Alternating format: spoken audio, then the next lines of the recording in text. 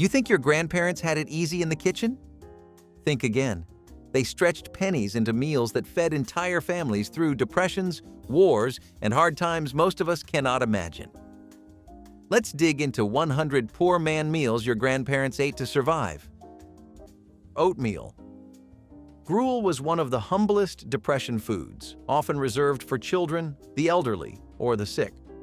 Rolled oats were boiled in water until thin and soupy, sometimes flavored with milk if it could be spared, or a sprinkle of sugar when available. It lacked richness, but it was nourishing and easy to digest, which made it practical when stronger meals were impossible. For many families, oatmeal gruel was served as both breakfast and dinner, stretching a handful of oats across several bowls. Though plain, it provided much-needed energy and warmth in a time when calories were hard to come by. Parents ate less of it themselves, saving portions for their children. While it might not have been anyone's favorite meal, it carried the comfort of something warm in otherwise hungry days. For countless households, oatmeal gruel was both a symbol of hardship and proof of how people endured with the simplest foods. Three-bean baked beans were one of the best hits to come out of wartime cooking. They were a great source of protein, easy to grow, and readily available. Plus, a pot of these beans would set you and your entire family up for the rest of the day, and probably the next one too. You really wanted recipes that didn't have a lot of specifics. You know those recipes on food blogs where if you substitute one or two ingredients, use what you have on hand and call it a day, it falls apart? Yeah, that was not the vibe here at all. If we're talking about the themes of wartime cooking, three-bean baked beans show us all of them. An adaptable recipe with ingredients you can find everywhere for cheap with a lot of crowd-pleasing ability. Basic beans like navy, kidney, and lima beans were used. If you were in the South, you'd probably see a lot more of black beans, which were actually given a little more credit. Any gym rats watching should note that they're better for protein. Not only was it really easy to make and prepare, it was also really comforting to hit. That goes double if we're talking about winters. And man, those winters were really harsh. Now, bacon grease might seem like a strange thing to highlight, but hear me out. In a time when oil was scarce, bacon grease was like liquid gold. It was used for everything from frying potatoes to greasing pans. And let's be honest, it adds a flavor boost to just about anything.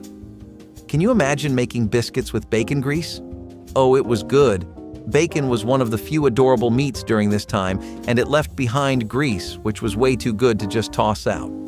Now, I know this bad boy has no nutritional value, but sometimes all you need is a little flavor in your life, and it's fine to have cheat days sometimes, right? So, while it might not be the healthiest option, it certainly helped to make those Dust Bowl meals a little more enjoyable. Mildred Armstrong Kalish lived in Iowa during the Great Depression. She recalls cooking with bacon grease, which she called her family's Tuscan olive oil.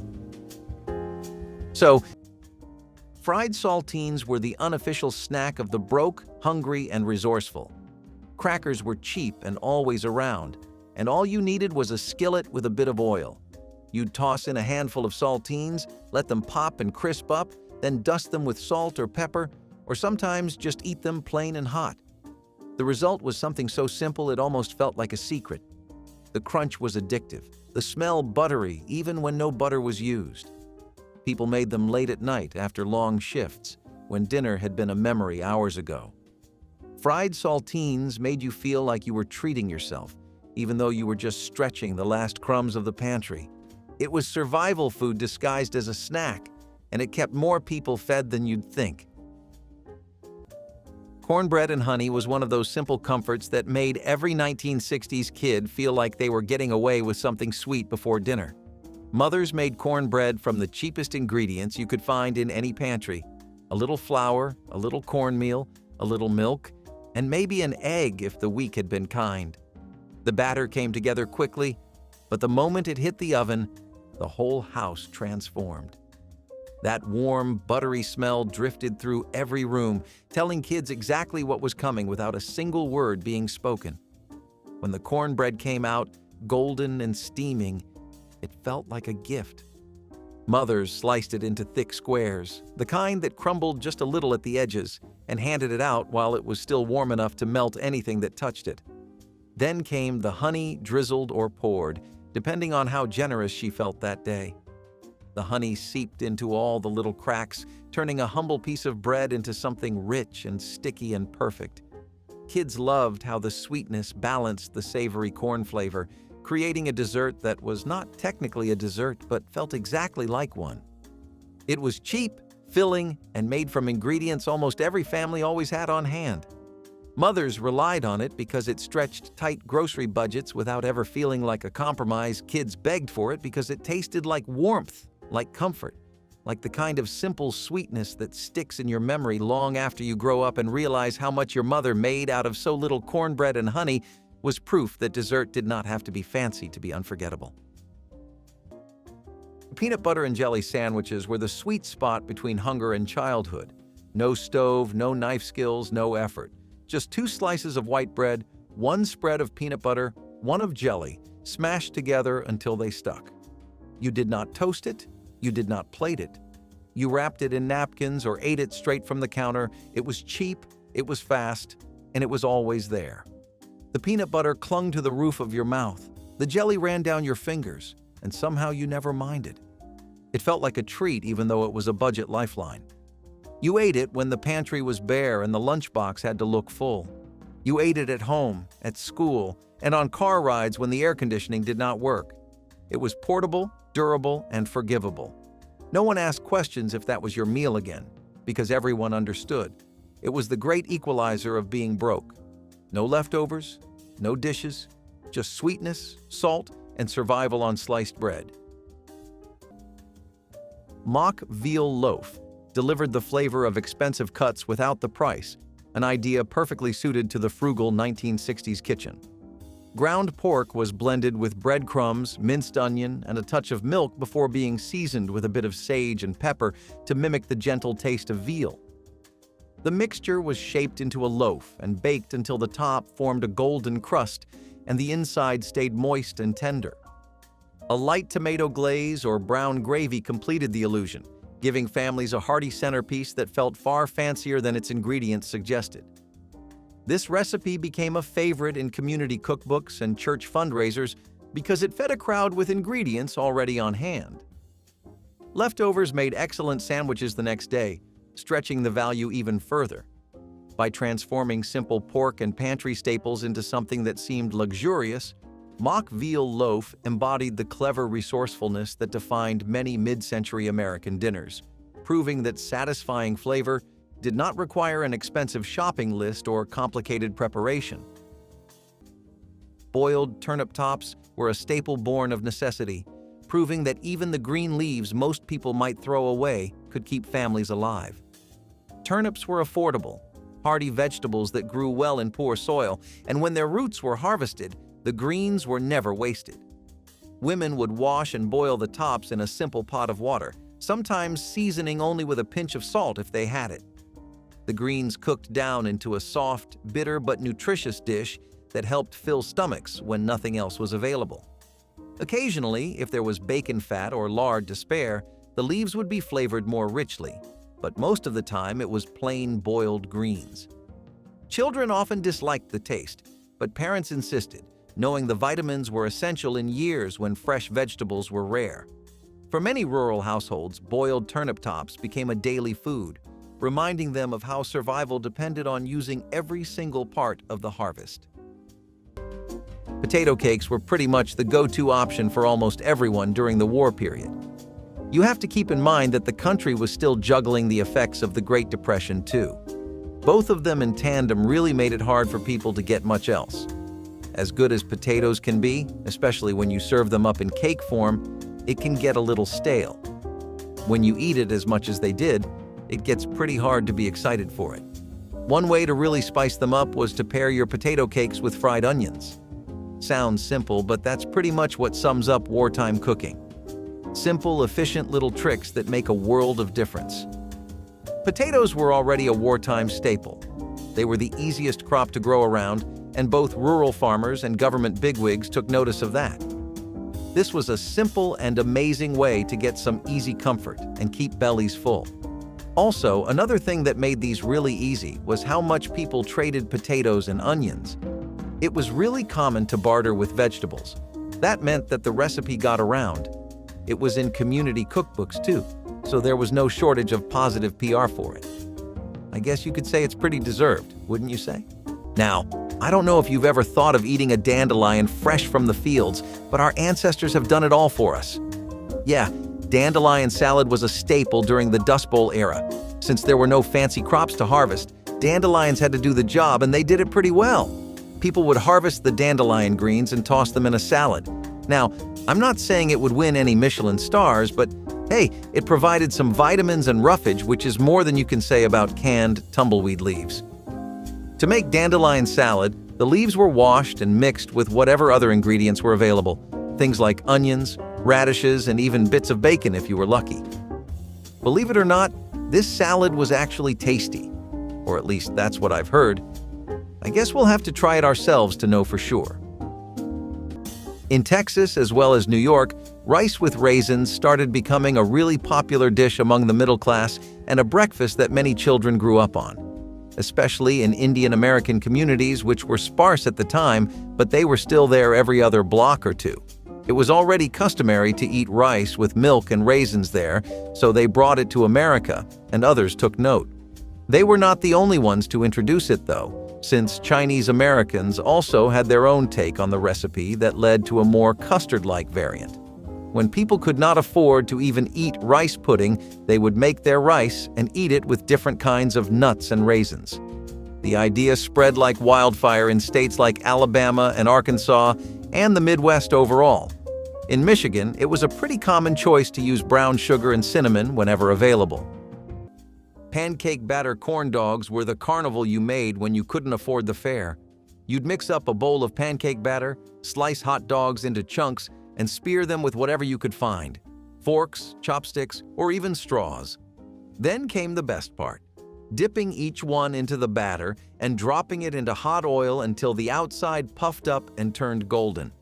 The smell alone could make the whole block jealous. Sweet, crispy, and greasy in all the right ways, they were chaos turned delicious. Families made them on Friday nights when they wanted to give the kids something fun without spending anything extra.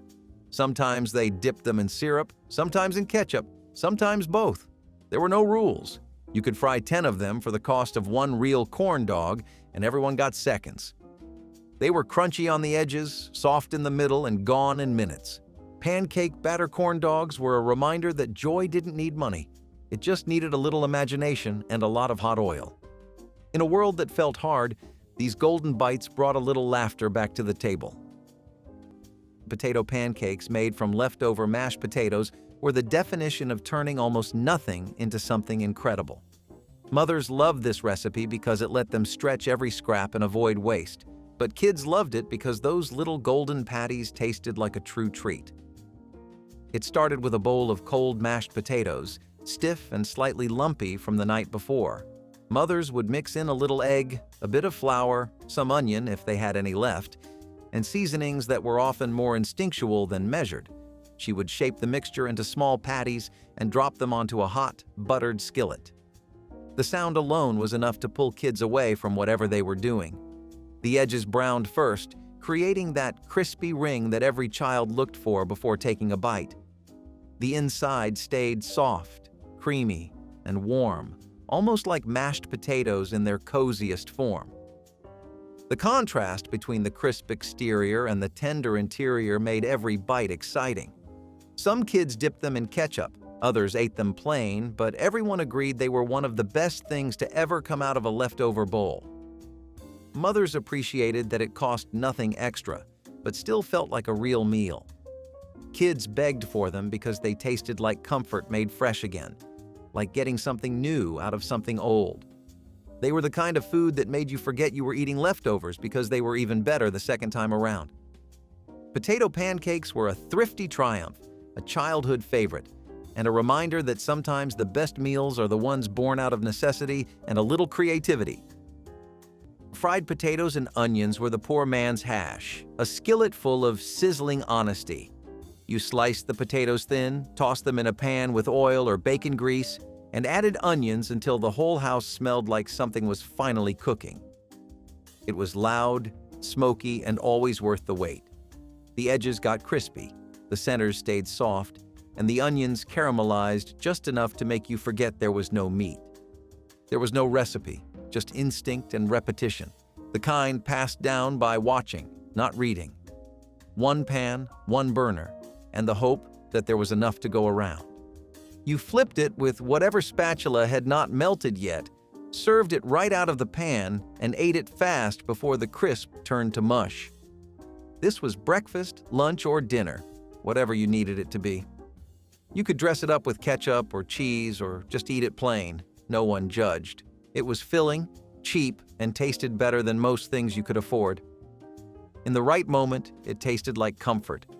In the wrong one, it tasted like the only option. But either way, it got the job done. Eggplant Parmesan casserole gave budget-minded families a taste of Italian-inspired comfort without the cost of imported ingredients. Slices of eggplant were lightly breaded, quickly browned in a skillet, and layered with canned tomato sauce, dried oregano, and a modest sprinkle of grated cheese. Baked until the sauce bubbled and the cheese melted, the dish emerged fragrant and hearty, ready to feed a hungry household. Because eggplant was plentiful in late summer and canned tomatoes were available year-round, the recipe fit perfectly into a thrifty meal plan. Many 1960s home cooks discovered it through community cookbooks that encouraged vegetable-centered dinners when meat prices rose. Served with a side of spaghetti or crusty bread, it felt festive enough for company while staying within a modest budget. The mild flavor of the eggplant absorbed the savory sauce beautifully, making each bite satisfying without the need for heavy amounts of cheese or meat. Eggplant Parmesan casserole quickly became a reliable favorite for families eager to stretch their food dollars while still offering something warm and flavorful. Radish sandwiches were a common rural Depression-era meal born of the simplest garden ingredients. Bread was often homemade, and radishes were among the easiest vegetables to grow quickly. Thin slices of radish were salted and layered between two pieces of bread, making a sharp, peppery sandwich that cost next to nothing. Sometimes butter or lard was spread on the bread if available, but often it was just radishes and salt. Children sometimes found the taste too strong, but adults appreciated the freshness and crunch. These sandwiches were portable, cheap, and filling enough to be eaten in the fields or at school. Families often remembered them not as a treat, but as a symbol of survival, proof that even the humblest vegetables had value. Radish sandwiches may have been plain, but they were deeply tied to the memory of Depression-era gardens and the resilience they represented. They carried with them the taste of both hardship and hope. Vegetarian chopped liver was a pretty good alternative to the lack of meat overall. I know I also said that liver was a bit more popular thanks to the rationing and the tight supply of meat, but even that would run out at some point. Plus, these aren't concrete facts that apply to every area or neighborhood. Places in the South had a way different focus in regards to their diet than people in California or Washington. Rural neighborhoods definitely couldn't afford meat of any kind, premium cut or bottom-of-the-barrel stuff. Thanks to that, vegetarian food really took off. The scene was pretty much already set for it, with mock food culture constantly proving that you can at least get comfortably close to the flavors you couldn't have. Vegetables were just another way of imitating those same dishes, but this time in a way that doesn't put a hole in your finances. Chopped liver was pretty much a massive staple in Ashkenazi Jewish culture, but they started putting out vegetarian chopped liver recipes thanks to all the shortages, which were extremely regular. So what would you do when even most vegetables would run out? Well, people honestly just had their gardens and neighbors to fall back on. It was at the peak of the shortages where people would resort to pretty much onions stuffed with grape nuts or potato soup or just toast. Grape nuts were still just a little bit new since they were only properly introduced into the country by 1897. Of course, people warmed up to it pretty fast, given their current circumstances. It was such a good way of stuffing up onions, which were already pretty loaded with vitamins, that people just started doing it nationwide. Families really took to meatless meals because they kept them full more often and were cheaper too. The nuts were a way of adding some very direly needed sweetness to the onions. The real kicker is that you could actually just grow these right out of your victory garden. people were collecting crops like they were gold, and the ones that were super easy to grow were the most important. Still, even with the grape nuts, onions weren't exactly an inspiring lunch. No wonder you don't ever hear about this stuff, even if you look into the 50s and 60s. Let's talk a little about snacking, shall we? So one very popular munch-heavy snack was biscuits that went along with this gravy made out of sausage drippings, and it actually enhanced the flavor more than you would think. Americans already ate a lot of biscuits before the Depression took place, but afterwards, they became a godsend. We are serious. Finding an extra biscuit was an entirely different experience in that era. Popular brands like the 1930s vintage car or the bourbon biscuit, Huntley and Palmer's, all kinds of biscuits that people could get their hands on were in hot demand since you would never know if dinner or breakfast was guaranteed. Best to bide your time with some biscuits in that case. If they come with a killer dip, then that silver lining shines just a bit brighter. If you ask someone to name one dish that describes diets during the Dust Bowl era, bean soup is the first meal that comes to mind. Beans have been man's best friend through some of the tensest times in history. They've been used in different kinds of meals through thick and thin. Bean soup was the classic bean dish of the 30s. Beans were cheap and easy to store, so they were a staple in many pantries. Bean soup could be made with any type of bean, and it was often thickened with cornmeal or bread. The simplicity of bean soup meant that it could be stretched to feed many people, and it provided a good source of protein and fiber. Bean soup might not have been the most exciting dish, but it was a staple of the Dust Bowl diet for a reason. It provided essential nutrition, was easy to make, and offered a bit of comfort and warmth. It was a reliable and nurturing meal that helped families get through some of the toughest times. Butterbean burgers were the quiet champions of the broke man's dinner table, turning pantry scraps into something worth savoring. You'd start with a can of butter beans, mash them until smooth, and mix in breadcrumbs, an egg, and a pinch of salt and pepper. When fried, the patties crisped up perfectly, the edges golden brown and the centers creamy like mashed potatoes. The beans brought a rich, earthy flavor that made you forget there wasn't any meat involved. You could serve them on bread with mustard, stack them like real burgers, or eat them straight from the skillet with a fork. They filled you up fast and cost next to nothing, a miracle in itself. Families loved how far one can could go, and kids didn't mind because they tasted good. It was one of those rare recipes that started from desperation but stayed for its flavor. Butterbean burgers proved that meat wasn't the only thing that made a meal feel whole. They were born from necessity but carried pride, the sound of sizzling oil marking another night conquered.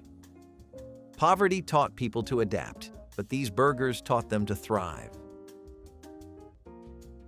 Baked ham slices with pineapple rings were the simple, budget-conscious way mothers brought a little holiday spirit to an ordinary night.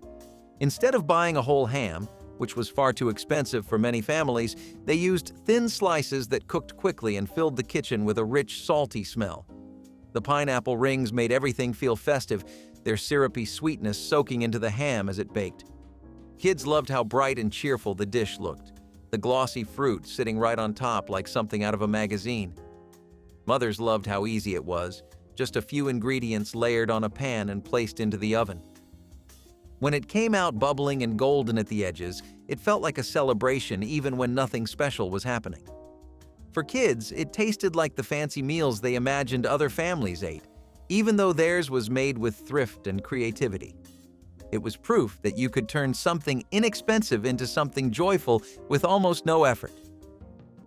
Beans and cornbread was the gospel of the broke South. Pinto beans soaked overnight, slow-cooked all day, and served steaming hot with a thick slice of cornbread. This was not just dinner. This was survival seasoned with tradition. The beans were soft and earthy, flavored with salt, onions, or maybe a ham hock if someone blessed you. The cornbread was crumbly and golden, sometimes sweet, sometimes not, depending on what part of the country raised you. It was not just a recipe, it was a ritual passed down from someone who learned to stretch a dime into dignity. Even if it was humble, it still brought people to the table like it was a Sunday feast. You broke off chunks and dipped them into the beans like it was communion. And in some ways, it was. Families gathered around it. Conversations started over it. Empty stomachs were quieted by it. It was a meal you could eat for days without getting tired of it because it tasted like home, like history, like someone cared enough to soak the beans instead of rushing a can. And even if they had to rush it, canned beans and boxed cornbread mix, it still counted. It always did. Hominy and bacon casserole offered hearty satisfaction with minimal ingredients, highlighting how resourcefulness defined many mid-century meals. Creamy canned hominy provided a naturally sweet base that absorbed the smoky flavor of crisp bacon bits sprinkled throughout. A light sauce of milk and butter bound everything together before baking, creating a dish with comforting richness despite its simplicity. Families often served it as a main course with a side of green vegetables or a slice of cornbread, making it a complete and inexpensive dinner. Hominy's long shelf life and low price made it a dependable pantry staple, while just a few strips of bacon added enough depth to please meat lovers without straining the budget. The casserole reheated beautifully, so leftovers were welcomed for quick lunches the next day. Its combination of smooth texture and smoky taste made it popular at potlucks and church gatherings where thrifty recipes were always appreciated. Hominy and bacon casserole remains a testament to how modest ingredients can deliver true comfort and memorable flavor when prepared with care and creativity. Macaroni with butter and cheese powder was one of the most requested comfort meals of the entire decade. A dish that took almost no time to make but somehow lived rent-free in the memories of every child who grew up in the 1960s. It started with a simple pot of boiling water and a box that promised creamy, cheesy goodness without costing very much at all. Those little elbow noodles dropped into the water like tiny soldiers, rising and sinking while kids watched the steam swirl around the kitchen. When the noodles softened and the water got drained, that was when the magic began. A little butter, a little milk, and that iconic packet of cheese powder turned everything bright orange in a way that felt exciting, almost like you were watching color appear right out of thin air. Kids loved stirring it, even if their mothers always had to fix it afterward because kids never quite got the cheese mixed in all the way. But the taste was what mattered. It was salty, creamy, warm, and cozy, like taking a bite out of happiness itself. It stuck to the spoon in a way that promised you would not be hungry again anytime soon. Mothers served it on busy nights, lazy afternoons, weekends, and days when the weather looked gloomy and everyone needed something cheerful. It was cheap, filling, and dependable, the kind of meal that felt like a little celebration even when there was no reason to celebrate. Kids begged for it constantly, probably more than any other meal because it tasted like childhood in its simplest form. No pretension, no fuss, just pure comfort that came from a box and made the whole day feel better. Mustard green spaghetti was a southern experiment that worked better than it had any right to. You'd boil spaghetti noodles, toss them in a pan with wilted mustard greens, and hit it with a dash of hot sauce for punch. The greens were bitter, the pasta plain, but somehow it came together into something hearty and bold. It was the perfect marriage of Italian thrift and southern grit. Some folks added a spoonful of margarine to mellow the greens. Others went heavy on the spice to make it sing. It was an accidental recipe that spread through kitchens where fresh produce was rare and creativity was required. Mustard green spaghetti might sound strange to anyone who didn't live through lean years, but for those who did, it was genius. It filled your stomach and left you proud you'd made something out of almost nothing. It was humble food with heart, and that made it better than any restaurant plate. Despite the prices of white sugar dropping as a whole after the First World War, leading molasses to decline in popularity, they made a strong comeback as the engine fueled a great batch of molasses cookies. People also started abandoning white sugar during the Second World War, and it caused them to look for alternatives for their yearly Christmas baking sessions, and the government was already pushing on molasses for widespread public use pretty hard. Eventually, people saw the value, and the ones that did not have to because it was so much cheaper to get molasses than any other ingredient. That, along with some sorghum syrup, meant that people could still enjoy a fresh batch of hot cookies and warm milk to welcome the winter. It might not seem like much, but maintaining tiny traditions like that meant a lot to people and kept their spirits going as the days got harder and costlier. Now, beans were a staple, and pairing them with ham was a Southern favorite. It was a hearty meal that would stick to your ribs. And let's be honest, who doesn't love a good bowl of beans and ham hocks? A variation of this was known as the United States Senate bean soup, or simply Senate bean soup, which was a soup made with navy beans, ham hocks, and onion. It was served in the dining room of the United States Senate every day, in a tradition that dates back to the early 20th century. The original version included celery, garlic, and parsley. One of the two versions used today includes mashed potatoes. The ham hocks added flavor to the beans, and the whole thing was slow cooked until the meat fell off the bone. It might not have been gourmet, but it was definitely satisfying. Pimento cheese spreads were creamy, tangy, and just about the savior that America needed. One thing that's consistent throughout American history is the country's extreme love of cheese. That just doesn't change. Pick any century, and you'll find cheese addicts across every state, which is why the shortages of dairy and cheese really hurt people a lot during the Depression and World War. It wasn't as if a source of fat just vanished. It was like a best friend went away to another country. Imagine if people took cheese out of your diet today. Not a fun scenario, right? Pimento cheese spreads were pretty much the holy grail of wartime cooking because of this. It started when mass-produced cream cheese really started to become a thing and began to use pimentos in it. This was somewhere around the early 1900s, but in the World War, the general recipe got revealed to the public. Now, obviously, people weren't in a position to get cream cheese, but sometimes, on a lucky break, they'd have some cheddar lying around. Pimento cheese spreads were made using that, and they became the lifeline of all kinds of people. Factory workers, students at school, families, rural class neighborhoods. Any sort of community or group you can imagine, I bet they had some fond memories with pimento cheese. Milk toast was one of the humblest but most beloved comfort foods of the Depression. Families would toast slices of bread, often stale or homemade, and soak them in warm milk flavored with sugar or a pinch of salt. The softened bread took on a custard-like texture that children especially enjoyed, while adults valued its warmth and simplicity. Milk toast was often served for breakfast or supper when cupboards were bare, providing a soothing, filling option that used ingredients most homes had on hand. It was easy to digest, which also made it a common food for the elderly and the sick. In households where milk was scarce, families watered it down, making it stretch further while still preserving the spirit of the dish. Milk toast was never glamorous, but it carried the weight of familiarity and comfort, reminding people that even the plainest foods could feel nurturing. It is remembered today not for extravagance, but for the quiet reassurance it gave in the hardest times. Brace yourself for this dish as it gets a little crazy. Another wartime meal was crow pie, a dish born of necessity during World War II. Crow meat was widely considered a last resort, but desperate times called for creative solutions. The pie filling typically consisted of crow meat, stretched with whatever vegetables or scraps were available, like potatoes, carrots, or even turnips. The crust, often made from flour and water, was a rudimentary attempt to mimic traditional pie dough, as butter and lard were hard to come by. Herbs and seasonings masked the gamey flavor, making the meal more palatable. Crow pie wasn't a delicacy. It was a stark reflection of wartime struggles. It's said the name itself was a bit of a joke, highlighting the irony of turning scavenger birds into dinner.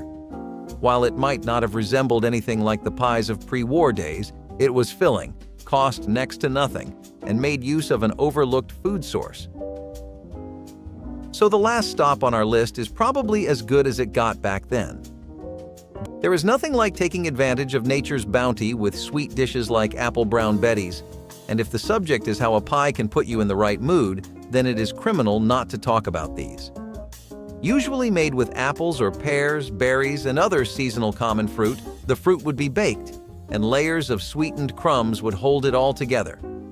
The dish was the textbook definition of comfort food, and it screamed grandma's cooking in a time where many people did not know if they would see their family again. Lots of folks were suffering from malnutrition and hunger, but pies like this, which are easy to make with natural ingredients, were a blessing. Apple brown betties are not as widely consumed today as they were during the World War, but back in the day, people found solace in the dessert they could make with whatever little they had. The recipe is commendable and might taste weird to us today because of our modern tastes. In Texas as well as New York, rice with raisins started becoming a really popular dish among the middle class and a breakfast that many children grew up on, especially in Indian American communities which were sparse at the time, but they were still there every other block or two. It was already customary to eat rice with milk and raisins there, so they brought it to America, and others took note. They were not the only ones to introduce it, though, since Chinese Americans also had their own take on the recipe that led to a more custard-like variant. When people could not afford to even eat rice pudding, they would make their rice and eat it with different kinds of nuts and raisins. And what they ended up doing was popularizing Dutch baby pancakes to the point where they became a staple of brunch culture in America. Just like you go to any roadside diner and the main attraction is their time-tested bacon and eggs breakfast, you went to Manca's, and the headliner was always a plate of these pancakes. Sure, now if you went and got them, they'd cost you $15 or more. These pancakes have been served in the United States since the early 1900s, and they are also known by the name of Bismarcks. But they really went mainstream as a result of cafes like Manca using them for their brunch menus. I gotta say, it was a pretty smart choice. People wanted more than just the typical IHOP pancakes they were used to, and the flavor and lemon syrup plus how many toppings just seemed to naturally gel with the dish made it a killer.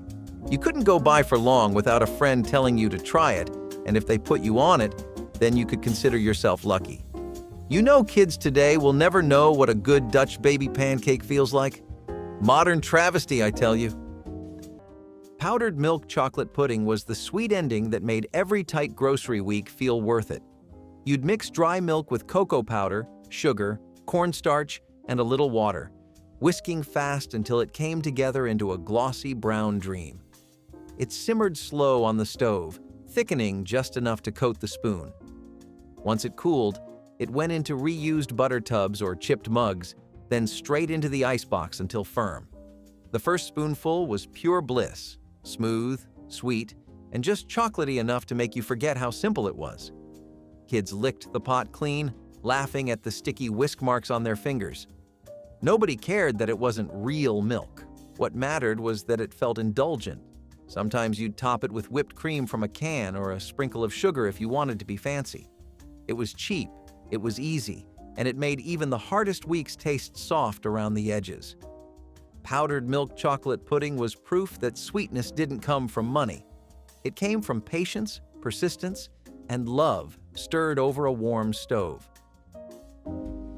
So pork chops and pierogi might seem like a bit of a mouthful, both to pronounce and to imagine, but this Polish dish brings America's favorite into one well-synced harmony of flavors.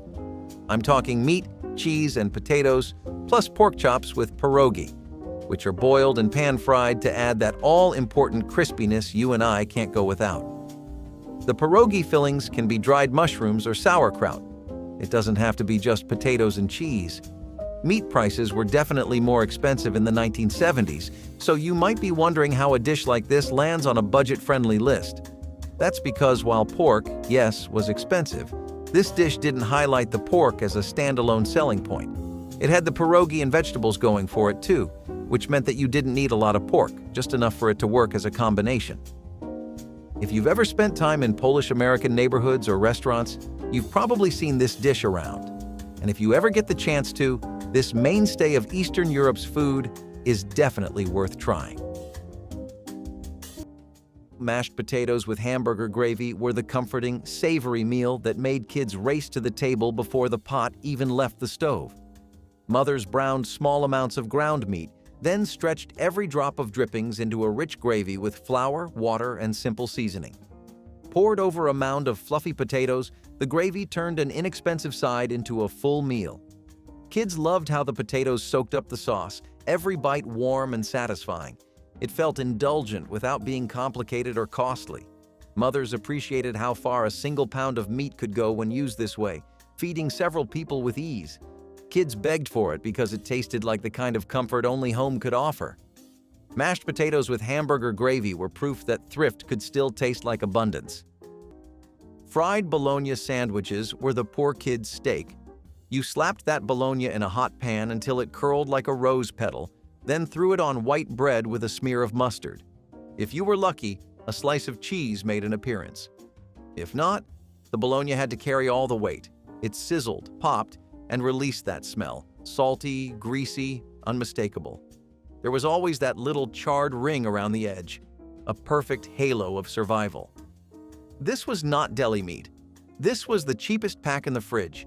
It came in a big plastic tube, sealed with a twist tie or worse, and you knew it was going to last all week. You did not toast the bread. You barely buttered the pan. The goal was simple: get it hot and slap it together. Sometimes there was ketchup, sometimes a pickle slice. But most times it was just the basics, a sandwich that told you exactly where you stood. You sat on the floor or leaned over the sink while you ate it, grease dripping down your hand, and never questioned why this was a staple. Because it worked, and because it was yours. Wartime living during World War II really shows you how much people worked with so little. During the war, butter and margarine were rationed pretty extensively too. That basically meant your local diet had a big void where fats should be, and that wasn't good for anyone. You'd need that stuff to cook or bake and just to get on with your week. Dripping was people's easy, one-stop solution to this crisis. When you'd roast meat, you'd get drippings from it. This wasn't just used once, but again and again, as many times as possible. Pork or beef fat is another term for dripping, and it's still used in places today. But during the war, every home was working like this. There was such a strong mentality of not letting even a single part of an animal go to waste, and that didn't just include the meat and bones, but also the fat. I guess it's pretty admirable how much the brain can think of when you find yourself in situations like this. Hoover's stew got its name from President Hoover, who was blamed for the economic hardship of the 30s. It was a hodgepodge of whatever ingredients you had on hand, thrown together in a pot and cooked until it was tender. It might have included meat, potatoes, carrots, and other vegetables, and was a way to use up leftovers. The hot dogs provided protein, the canned vegetables added some much-needed nutrients, and the pasta helped to bulk up the dish. Hoover stew came about during the Great Depression in the early 1930s. Folks had to pinch a penny so hard they'd make Lincoln cry, as they used to say. This stew is a tasty way to stretch $1 to feed more people or to make a meal with enough leftovers to take care of the next day's meals. Comfort food in the 1940s could not be discussed without somebody bringing up American slumgullion. This was really hot in the Midwest and the South, mostly by its other name of goulash. The dish has been in recipes and cookbooks since at least 1913, and it would include ground beef simmered in a tomato sauce. It was a dish for nights that you really wanted to make matter, and it was also a great way to keep the nutrition and protein intake up.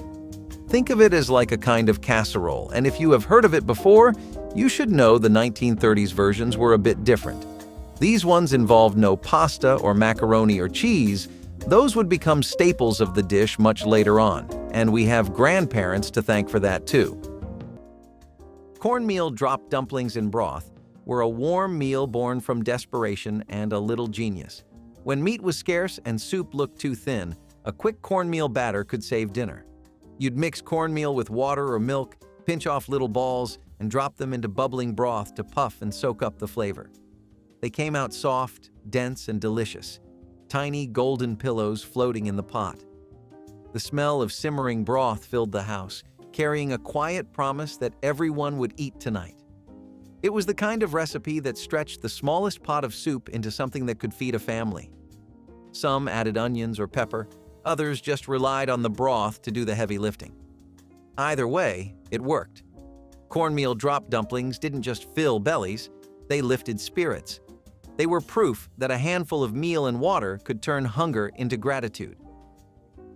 Peanut butter celery logs were the silly, crunchy snack that made kids feel like they were eating something special, even when it took almost no effort to make mothers spread peanut butter into the grooves of crisp celery sticks, sometimes adding raisins on top if they wanted to be fancy. Kids loved the contrast, the cold crunch of the celery, the creamy peanut butter, the sweet little bursts from the raisins. It felt playful, like a treat disguised as something healthy. Mothers appreciated how cheap and quick it was, especially for after-school hunger. Kids begged for it because it tasted fun, not just good. Peanut butter celery logs were the kind of simple joy that defined childhood snacking in the 1960s. Spam and eggs were the emergency dinner that never felt like one. Spam was the meat that came in a tiny rectangular can, and once you heard that suction sound as it slid out, you knew what was coming. You sliced it thick or thin, fried it in a pan until it crisped at the edges, and served it alongside scrambled eggs that may or may not have come from a powder. It was salty, greasy, and surprisingly good, if you grew up eating it, that is. Some people looked down on Spam, but when money was tight, Spam was a lifesaver. It had a long shelf life, required no refrigeration, and could be stretched across several meals. It showed up in casseroles, sandwiches, and stews, but next to eggs, it felt like breakfast for dinner, which somehow made everything okay. You would douse it in ketchup or hot sauce, whatever you had, and you would eat it at a small table with mismatched chairs and flickering lights and think, this could be worse, and it often was. Celery and cheese soufflé brought elegance to an inexpensive vegetable that most people considered only a snack or soup ingredient. Finely chopped celery was sautéed with a bit of butter and folded into a fluffy base of beaten eggs and grated cheese before being baked until the top rose and browned. Despite its sophisticated appearance, the ingredients were simple and affordable, making it a popular choice for dinner parties on a budget. The soufflé delivered a gentle crunch from the celery against the airy texture of the eggs, surprising guests who expected something plain. Because the recipe relied on pantry staples like milk, eggs, and a small amount of cheese, it fit perfectly into the frugal cooking philosophy of the time. Home cooks loved that it felt fancy without requiring costly ingredients or specialized equipment. Served with a crisp salad or a slice of toasted bread, this dish turned an ordinary evening into a special occasion and demonstrated how a humble vegetable could take center stage in a memorable meal. Stewed apples with bread cubes was a dessert that stretched every bit of fruit to its fullest during the Depression. A few apples, sometimes bruised or close to spoiling, were peeled and stewed with sugar or molasses if available. To make the dish go further, stale bread cubes were added to soak up the syrupy juices. The result was a warm, comforting pudding-like dish that could serve several people with only a handful of apples. Spices like cinnamon or nutmeg might be added when they could be spared, but even without them, the dish was sweet and filling. For many children, this was the closest thing to pie they would taste during those years. It turned waste into dessert and brought comfort at the end of long days. Even though it cost next to nothing, it felt like a treat worth remembering. Stewed apples with bread cubes showed how creativity kept hope alive. Pickled watermelon rinds turned what many would throw away into a sweet, sour preserve that families treasured during the Depression. When fresh fruit was too precious to waste, thrifty homemakers saved the tough white rind of watermelons. These rinds were boiled with sugar, vinegar, and spices until they softened and took on a tangy sweetness. Stored in jars, they became both a condiment and a dessert, brightening up otherwise bland meals. Children loved them for their unexpected flavor, and adults valued how nothing went to waste. Victory Gardens often produced watermelons, and in households where money was scarce, even the rinds had value. Pickled watermelon rinds were served alongside beans, bread, or meats when they could be found, making ordinary meals feel more lively. Many families kept recipes for these preserves, passing them down as reminders of how every scrap could be used. The dish was both resourceful and flavorful, embodying the resilience that defined Depression-era cooking. Cherry tomato salads are pretty much just a really refreshing way to utilize your tomatoes. Thanks to Victory Gardens, which was a concept that spread like wildfire, all sorts of people were getting first-hand farming experience. When you get into that sort of thing, you soon realize the prestige of a tomato. It's one of the heaviest hitters when it comes to fruits. If you think I'm overrating it, well, I won't bore you with all the benefits of a tomato, but I will let you in on how easy they are to grow. These things can be grown from February to mid-March outdoors or indoors, in the ground or in a pot. This made them perfect for Victory Gardens. But tomatoes on their own aren't something you can do a lot with. That's where cherry tomato salads come in. This was a light-hearted, refreshing salad that really put some energy back into you, and it was pretty needed too. After a long day of working in subpar environments and just constantly being in bad living conditions, people's bodies really needed a good salad to jolt them awake. Plus, it always made for a wonderful breakfast. Canned milk corn chowder was a soup that hugged you from the inside. You'd open a can of evaporated milk, pour it into a pot, add a few handfuls of frozen corn and some instant potato flakes, and let it all come together over a low flame.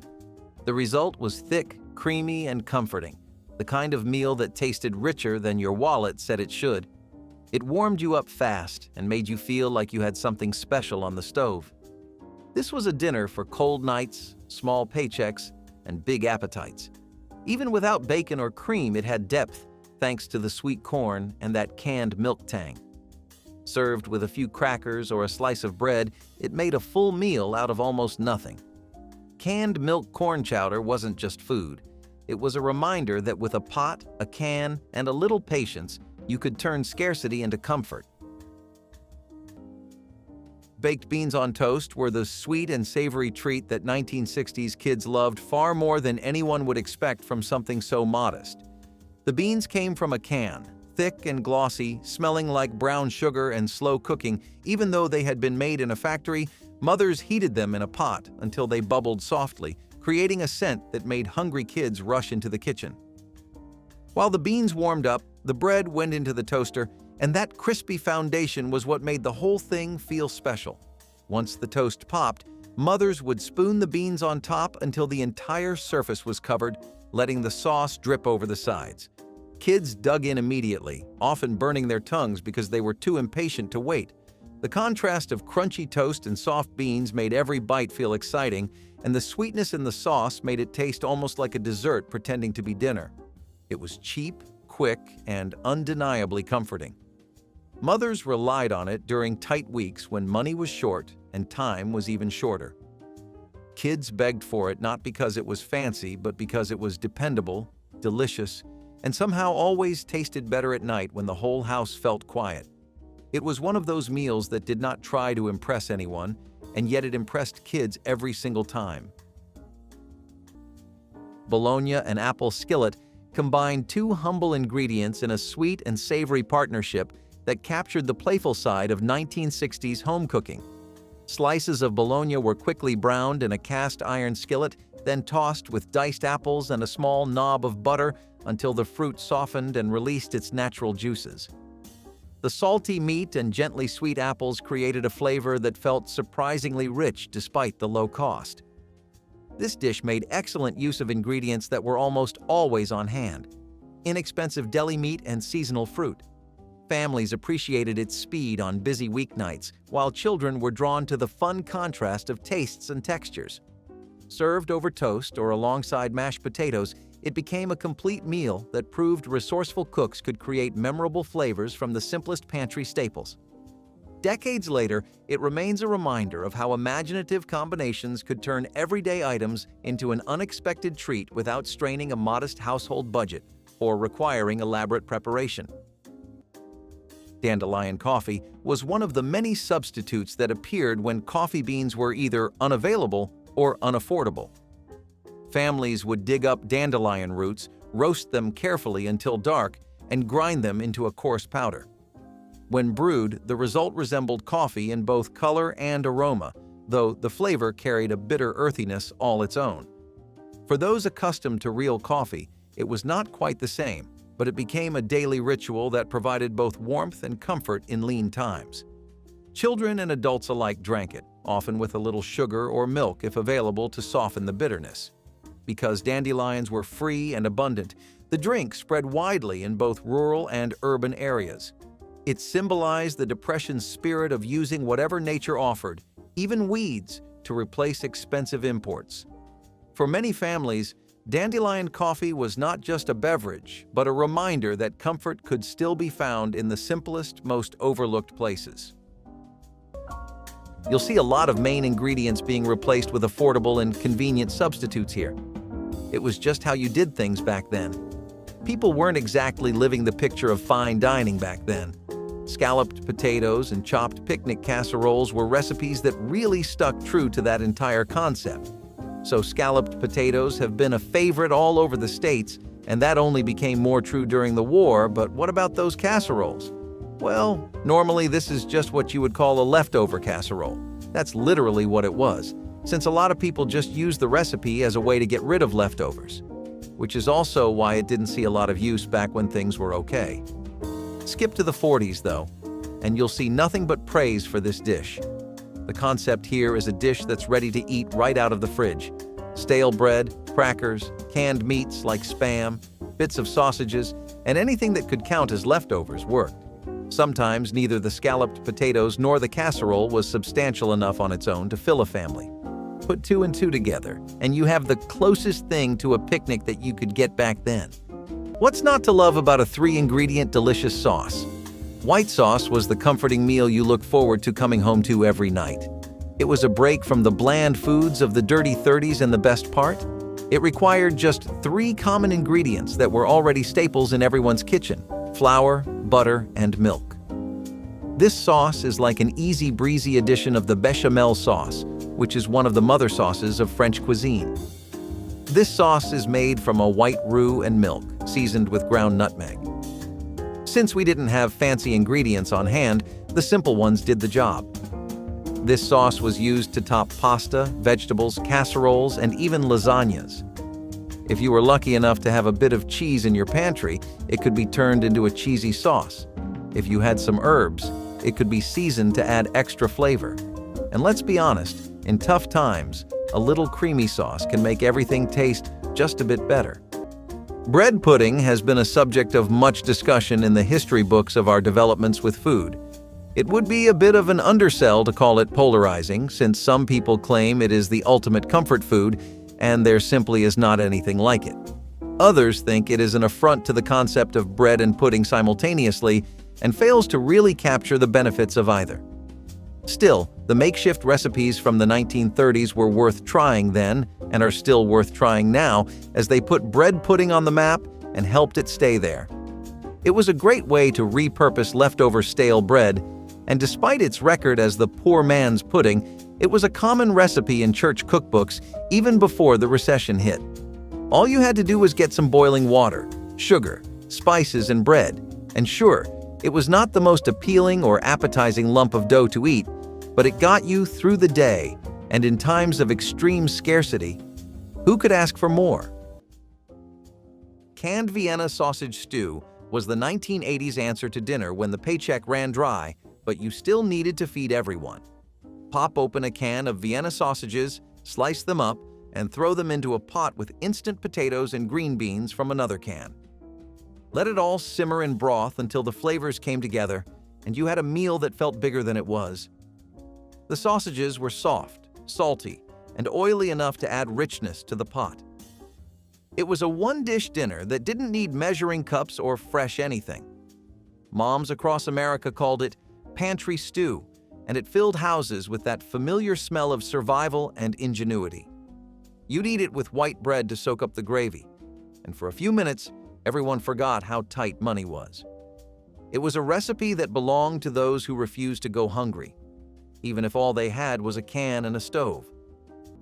Potato soup with saltines was the cozy, creamy dish that made cold nights feel warmer with every spoonful. Mothers made it because potatoes were cheap and easy to turn into something hearty. With just a little onion, salt, and pepper, the soup simmered into a smooth, comforting pot that filled the house with warmth. Kids loved watching steam rise from their bowls and dipping saltines until they softened like little clouds. Every bite tasted like care and calm, perfect for nights when the wind outside felt too sharp. It was filling without being heavy, and somehow tasted even better the next day. Simple, inexpensive, and deeply comforting, potato soup with saltines became one of those meals kids never forgot. Ramen noodles were the dinner of desperation that somehow became a ritual. A block of dried noodles, a packet of salt and spice, and 3 minutes in boiling water. That was it. That was the whole recipe. And yet, it kept showing up in pantries, college dorms, first apartments, and homes where money ran out before the month did. You could dress it up, sure, but no one was fooled. It was hunger food, dressed in hot broth and convenience. and somehow that truth only made it more familiar. You slurped it straight from the bowl, steam burning your face, the broth clinging to your lips. Sometimes you added an egg, sometimes hot sauce, but most times you just made do. The noodles were limp, the broth was salty enough to sting, but it was food, and food meant one more night survived. You did not eat it because you wanted to. You ate it because it was all you could afford, and you learned to love it anyway. Green bean croquettes brought new life to leftover vegetables, turning them into crispy patties that satisfied even the pickiest eaters. Cooked green beans were mashed with breadcrumbs, a beaten egg, and a sprinkle of herbs, then shaped into small rounds and pan-fried until golden on the outside and soft within.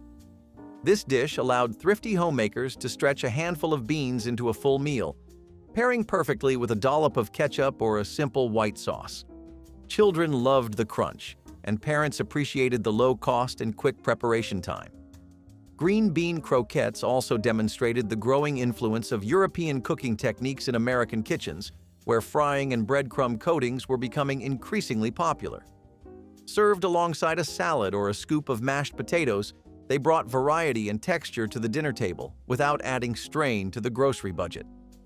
Their lasting charm lies in the way they prove that even the simplest leftovers can be turned into something special when treated with care and creativity. Cabbage coleslaw proved that absolutely nothing went to waste in the Depression era. While most people today throw away the tough core of a cabbage, thrifty families of the 1930s shaved it finely to make a crunchy salad. With vinegar, a little sugar, and maybe a pinch of salt, it transformed into something tangy and surprisingly refreshing. Carrots or onions, if available, might be added for color and flavor, but often it was just the cabbage core itself. It became a side dish for meals that otherwise would have been too plain or heavy, adding brightness without any real cost. This slaw was a simple reminder that waste was not an option, and even what many considered garbage could become a dish worth serving. Families learned to enjoy the sharp taste and crunchy bite, and for some, it even became a regular part of the dinner table. Smoked picnic ham with brown sugar was another really inexpensive way to stretch ingredients without breaking the bank. You might not know, but refined sugar actually pretty much became a myth in homes back then. In more bougie neighborhoods, sure, you'd pop open a cabinet and see some sitting pretty, but for everyone else, that just wasn't the case. Refined sugar was a rarity and also an expensive ingredient to buy. Brown sugar, on the other hand, was the perfect fix. Cheap, available easily, and barely distinguishable, it was the backbone of a lot of wartime cooking. Also, the smoked picnic ham isn't really authentic either, at least not in the way you're thinking. Ham usually is made from the hind leg, but picnic ham is cured, and it's cut out of the shoulder. It's got mostly the same texture, but it's a bit on the cheaper side because it's tougher and has a higher fat percentage, which wasn't really a bad thing. I mean, the people were definitely lacking some of that in their diet. Smoked picnic hams with brown sugar were most regularly made around things like Thanksgiving and Christmas. It was a nifty little way to make everyone feel like they were celebrating. Real quick, if you're loving this content as much as we loved making it, hit subscribe to stay connected and help us reach even more amazing folks like you. Potatoes had more use than just what was under all the layers. Once peeled, people would often fry the potato skins as a midday snack. Nothing would ever go to waste in homes back then, as you must have gathered by now. If they can make stuff out of sausage drippings and drain the fat from bacon to reuse, frying up some potato skins does not seem that out of the box at all. These fried skins were the perfect sidekick to potato pancakes, and the fact that the skins had a lot of health benefits made it all the more appealing. Things like this really helped to keep appetites in check, and that meant that the financial situation of the home would be calmer too. Frito pie in its cafeteria style was the chaotic, crunchy, messy masterpiece that 1960s kids absolutely adored. It was not fancy or expensive, but it tasted like pure childhood joy. Corn chips formed the base, sometimes poured onto a plate, sometimes eaten straight from the bag. Hot chili or seasoned beef melted the chips just enough, and a shower of cheese glued the whole thing together. Kids loved the mix of textures: crispy edges, soft centers, savory meat, and gooey cheese. It felt fun and a little rebellious, like party food pretending to be dinner. Mothers loved how quick and cheap it was, perfect for busy nights. To kids, it tasted like loud cafeteria lunches, and after-school laughter. Frito pie was pure 1960s magic, unforgettable to anyone who grew up with it. Egg salad sandwiches were the soft answer to a hard life. You started with boiled eggs, cheap, filling, easy to store. You mashed them with a fork, added whatever mayonnaise you had, maybe a pinch of salt, a dash of pepper, sometimes even mustard if you were fancy. Then came the white bread, thin and fragile, sticking to the egg like it was doing you a favor. It was cold, quiet food. Not flashy, not warm, not especially comforting. But it filled the space between hunger and dinner. You ate it standing up, over the sink, or wrapped in wax paper at school. There was no crust if someone loved you. There was extra egg if someone loved you more. It was the lunch of the working poor, the dinner of those too tired to cook, and somehow it still managed to taste like home. The eggs were never just eggs. They were patience. They were leftovers. They were something made out of almost nothing. And when the fridge was empty except for a carton and a jar of mayonnaise, you knew what you were having. You did not choose it. You inherited it. Rutabaga and carrot mash brought together two hearty root vegetables that thrived in cold climates and offered dependable nourishment long after harvest.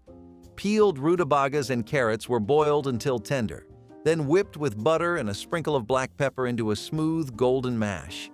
The natural sweetness of the carrots balanced the earthy flavor of the rutabaga, creating a dish that felt both rustic and refined.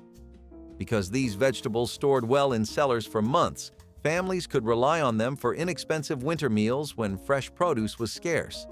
The bright color and gentle taste appealed to children, while adults appreciated the hearty texture and vitamins packed into every spoonful.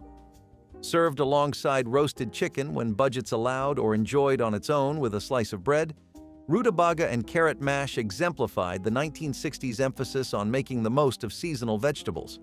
It remains a comforting side or main dish that highlights how frugal ingredients can combine to create something far greater than the sum of their humble parts. Stuffed beet leaves showed how Depression kitchens wasted nothing, not even the leafy tops of common root vegetables. Instead of throwing the greens away, families boiled them briefly to soften and then filled them with small portions of rice, breadcrumbs, or leftover scraps of vegetables. Rolled tightly, they resembled stuffed grape leaves, though much humbler in taste and presentation. Sometimes onions or herbs were added if available, but most of the time they were seasoned simply with salt or vinegar. This dish was especially popular in rural homes where beet crops were plentiful and gardens were a lifeline. Stuffed beet leaves carried a sense of novelty for children who might otherwise turn up their noses at plain greens. Adults valued them for stretching scraps into something that looked and felt more like a real meal. Even in their simplicity, they managed to bring variety to dinner tables that often repeated the same foods day after day. They remain a forgotten reminder of how every single part of a plant had value when survival depended on it. I really mean it when I say they didn't let anything go to waste. You might shiver at the thought of hot braised beef tongue, but back then it was a proper delicacy. I'm serious. Forget tongue, they even ate cow brains. Beef tongue was pretty much a staple of homemade cooking during the wartime and the Depression. If you thought being resourceful meant eating one more fruit a day and mixing some veggies in, this is going to show you just how serious it actually was for people. Organ meats were really in high demand for a particular reason. They weren't rationed, and if they were, then the state's grip on it wasn't half as tight. Obviously, right? Tongues aren't notorious for their easy handling or how convenient they are to prepare. Instead, the government thought about killing two birds with one tongue and promoted the use of organ meats even further. This otherwise really tough slab of meat was made super soft, tender enough that it was familiar to the American palate via braising. Now, that had a trade-off. It meant that you had to slow cook this for a majority of the day. That's why braised beef tongues weren't a daily dish, but they were definitely regular enough. Luckily, not every community in America saw this as a shock. Latin American and Jewish communities were pretty used to eating beef tongue, and even Muslim ones pitched in with their best recipes and tricks. One thing about the 30s and 40s is that they had a communal spirit way above whatever we have today. In about 25 minutes, you had yourself a quality and healthy meal that kept your energy going for all the labor of the week. This recipe really made a name for itself during the mid-1930s to 40s when people were facing a dire shortage of eggs. Still, if you did not have even some potatoes on hand but still wanted a pancake to cheer your kids up, you would go for eggless pancakes. Some shortening, sugar, milk, and salt were all you needed to make this version of the beloved American dish, plus just some water to bind if you could not find any milk to spare. Lucky were the homes that had lard, as that really made for some fluffy and thick cakes, but complaining was not really something people did during those times. A simple recipe like this let them revisit the taste of pancakes from back when they had fully stocked fridges, after all. Hot dog fried rice was the 1980s answer to fast food when nobody could afford the drive-thru. You'd grab the leftover rice from the night before, toss it into a skillet, and chop up a few hot dogs to throw in. The soy sauce packets saved from cheap takeout finally earned their keep, sizzling as they hit the pan. The smell filled every corner of the kitchen, salty and smoky with a little sweetness from the rice. If you had an egg, you'd crack it right in and stir fast, watching it turn the whole thing golden. If you didn't, no one complained. The hot dogs carried enough flavor to make it feel like a real meal. It looked humble, but it tasted like triumph. Families made it at the end of the week when groceries ran low, and somehow it always hit the spot. It stretched scraps into dinner, turned leftovers into pride, and reminded everyone that creativity was just as filling as wealth. Kids didn't know it was poverty food. To them, it was comfort on a plate. Hot dog fried rice was the flavor of resilience, sizzling proof that even struggle could taste good if you knew how to fry it right. Jell-O and fruit cup dessert was the jiggly, colorful treat that made every kid's eyes light up the second it hit the table. Mothers made it with inexpensive packets of gelatin and canned fruit, stirring everything together before letting it chill into a wobbly masterpiece kids could never resist poking it just to watch it move. The sweetness was light, the fruit adding little bursts of flavor. It felt festive. Even on the dullest days, mothers appreciated how cheap and foolproof it was. Kids begged for it because it tasted like pure joy. Jell-O and fruit cup dessert was childhood in dessert form, simple and unforgettable.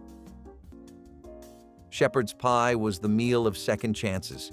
You took yesterday's meat, mixed it with whatever vegetables you had, canned peas, frozen corn, even just onions, and laid it down like the foundation of something better. Then you spread mashed potatoes on top like frosting, soft and thick and hopeful. Into the oven it went, and out came something that looked and smelled like you tried. It was the art of disguise. Leftovers turned into something new. Scraps turned into comfort. You scooped it out with a spoon, the layers blending together in a hot, savory mess that never looked perfect, but always felt right. It made the table feel full, even when the fridge was empty. And sometimes that illusion was all you needed to keep going. Shepherd's pie reminded you that with enough heat and time, even the broken pieces could come together. Pea and egg salad plate was a thrifty supper that turned humble staples into a refreshing main dish for a warm evening. Canned peas were drained and chilled before being folded with chopped hard-boiled eggs, diced celery, and a splash of mild vinegar dressing. A pinch of dry mustard or a spoon of mayonnaise added just enough richness to bind everything together while still keeping the cost low. Served on crisp lettuce leaves or alongside sliced tomatoes from the backyard garden, it provided protein and texture without any need for meat. Home cooks loved how quickly it came together using pantry items that were inexpensive and easy to find year-round. Children enjoyed the gentle sweetness of the peas, while adults appreciated the subtle tang from the dressing. This simple combination was light enough for summertime, but filling enough to carry a family through a busy evening, reflecting the practical yet creative spirit of mid-century kitchens where canned vegetables and eggs formed the backbone of many dependable weeknight meals. Split pea soup was always something that we enjoyed greatly, mostly thanks to our European neighbors in the States. They didn't become a nationwide sensation until the Depression and World War II hit, though. That entire period actually saw an insane spike in the general perception of beans, peas, and lentils. Basically, anything that was vaguely similar to that was suddenly God's greatest gift to Earth. This doesn't just have to do with the times being hard and there being a massive war going on either. It has to do, again, with some age-old state-backed peer pressure. A lot of people were lost in the face of rations and surpluses that just didn't make the cut or last very long. The tensions with the government were extraordinarily high, especially with a lot of people just being tired of the war effort. The government of the United States of America decided to encourage people to cultivate some new hobbies in these trying times. One of those happens to be foraging, and it was just as convenient as it sounds. Free food that you can gather right from nature itself, that no one has to pay for? You can definitely see why something like that went mainstream. Speaking of food combinations, this next one will definitely blow your mind. Have you ever thought of combining beef with gelatin? If not, this is your sign to twist things up a bit and try this one out. There's a reason why this one was the talk of the town during the Dirty 30s. The gelatin was used to thicken soups and stews, while the beef added a hint of protein. Now, since the supply was always limited, don't expect a whole beef steak in your bowl. Just a few chopped up bits and pieces of meat and every few bites was all you got. This meal was designed to be full, and it was left bland for the most part. However, some people in the South decided to spice things up a bit by remixing the recipe according to their likes. One such recipe included canned corned beef, canned peas, gelatin, lemon juice, and vinegar. We wouldn't consider pairing these ingredients today, but it was a lifesaver for those who had to make it through the hard times. Instant oatmeal muffins were breakfast alchemy at its absolute finest, a miracle born out of leftovers and imagination. You'd empty a few packets of flavored oatmeal, apple cinnamon, maple, or whatever was left, into a mixing bowl, crack in an egg, add a splash of milk, and stir until it looked close enough to real batter. The texture wasn't perfect, but that didn't matter. You'd pour it into greased muffin tins and bake it just long enough for the kitchen to fill with the smell of brown sugar and comfort. Moms picked up the trick from neighbors, TV ads, or recipe clippings taped to the fridge. 2 oatmeal packets could somehow stretch into 6 muffins, and that was magic in itself. They came out soft, warm, and sweet, just right for little hands on their way to school. Raisins made them feel fancy, chocolate chips made them feel like dessert, and even plain they hit every craving. Instant oatmeal muffins weren't about showing off, they were about showing love with whatever you had. They were the kind of breakfast that didn't look like struggle, it looked like care. For families trying to stretch the grocery bill one more week, that was everything. Tomato soup with grilled cheese was the rainy day classic that never failed to make kids feel warm from the inside out. The moment a storm cloud rolled in, kids would start hoping their mothers would make this exact combo because nothing else matched the feeling of dipping a buttery sandwich into a bowl of steaming soup. The soup usually came straight from a can, cheap and dependable, mixed with water or milk to make it smoother. As it heated, the rich tomato smell filled the room, promising comfort before you even took the first bite. Meanwhile, the grilled cheese sizzled in a pan, the bread crisping in butter until it turned that perfect shade of golden brown. When the cheese melted completely, stretching in strings when you pulled the sandwich apart, you knew dinner was going to be perfect. Kids could barely wait for the soup to cool down before dipping the sandwich into it, soaking up all that warmth and flavor in one bite. It was simple, cheap, and so easy that mothers could make it even on their most exhausted days. But it never felt tired or ordinary. It felt like kindness in a bowl. It tasted like being taken care of. Kids begged for this meal because it felt like a warm hug, the food equivalent of being wrapped in a blanket while the world outside stayed cold and gray. It was childhood comfort at its absolute best. Tuna noodle casserole was the king of kitchen creativity. If you had a can of tuna, a box of noodles, and a single can of soup, you had dinner. This was the casserole that held families together after World War II, the kind of meal that said, "We are broke, but we still eat warm." You dumped the noodles in boiling water, stirred in the tuna, and cracked open that can of cream of mushroom soup like it was the secret to survival. It all went into one big dish, mixed until gray and gloppy, then topped with whatever crunch you could find. Maybe crushed potato chips, maybe stale breadcrumbs. If you were lucky, a little shredded cheese. But that was rare. Tuna noodle casserole was not supposed to taste good. It was supposed to be enough. And it was. It warmed up the house and made it smell like something was baking. That mattered more than you think. Sometimes it fed 6 people on $3. Sometimes you made it again the next day with what was left in the pan. It was frugal, filling, and strangely comforting. And if you grew up poor, it probably sat in front of you more times than you care to admit, steam rising off the top like it was proud to be what it was. Corn and cottage cheese pie turned 2 budget staples into a surprisingly elegant dinner dish that impressed guests as well as family. Sweet corn kernels, either fresh or canned, were combined with creamy cottage cheese, beaten eggs, and a touch of flour to create a smooth filling that set beautifully inside a simple pastry shell. Baking brought out a gentle sweetness that paired perfectly with the tang of the cheese, making each slice rich yet light. This pie was easy to prepare ahead of time and served equally well warm or at room temperature, an advantage for busy hosts or church suppers. The ingredients were inexpensive and widely available, making it an accessible option for families looking to stretch their food dollars without sacrificing flavor. Leftovers held up well and could be enjoyed for breakfast or lunch the next day.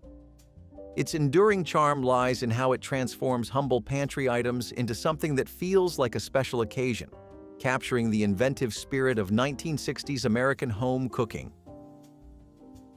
Pot liquor with cornbread was a Southern tradition that became a Depression-era favorite because it stretched nothing into something filling.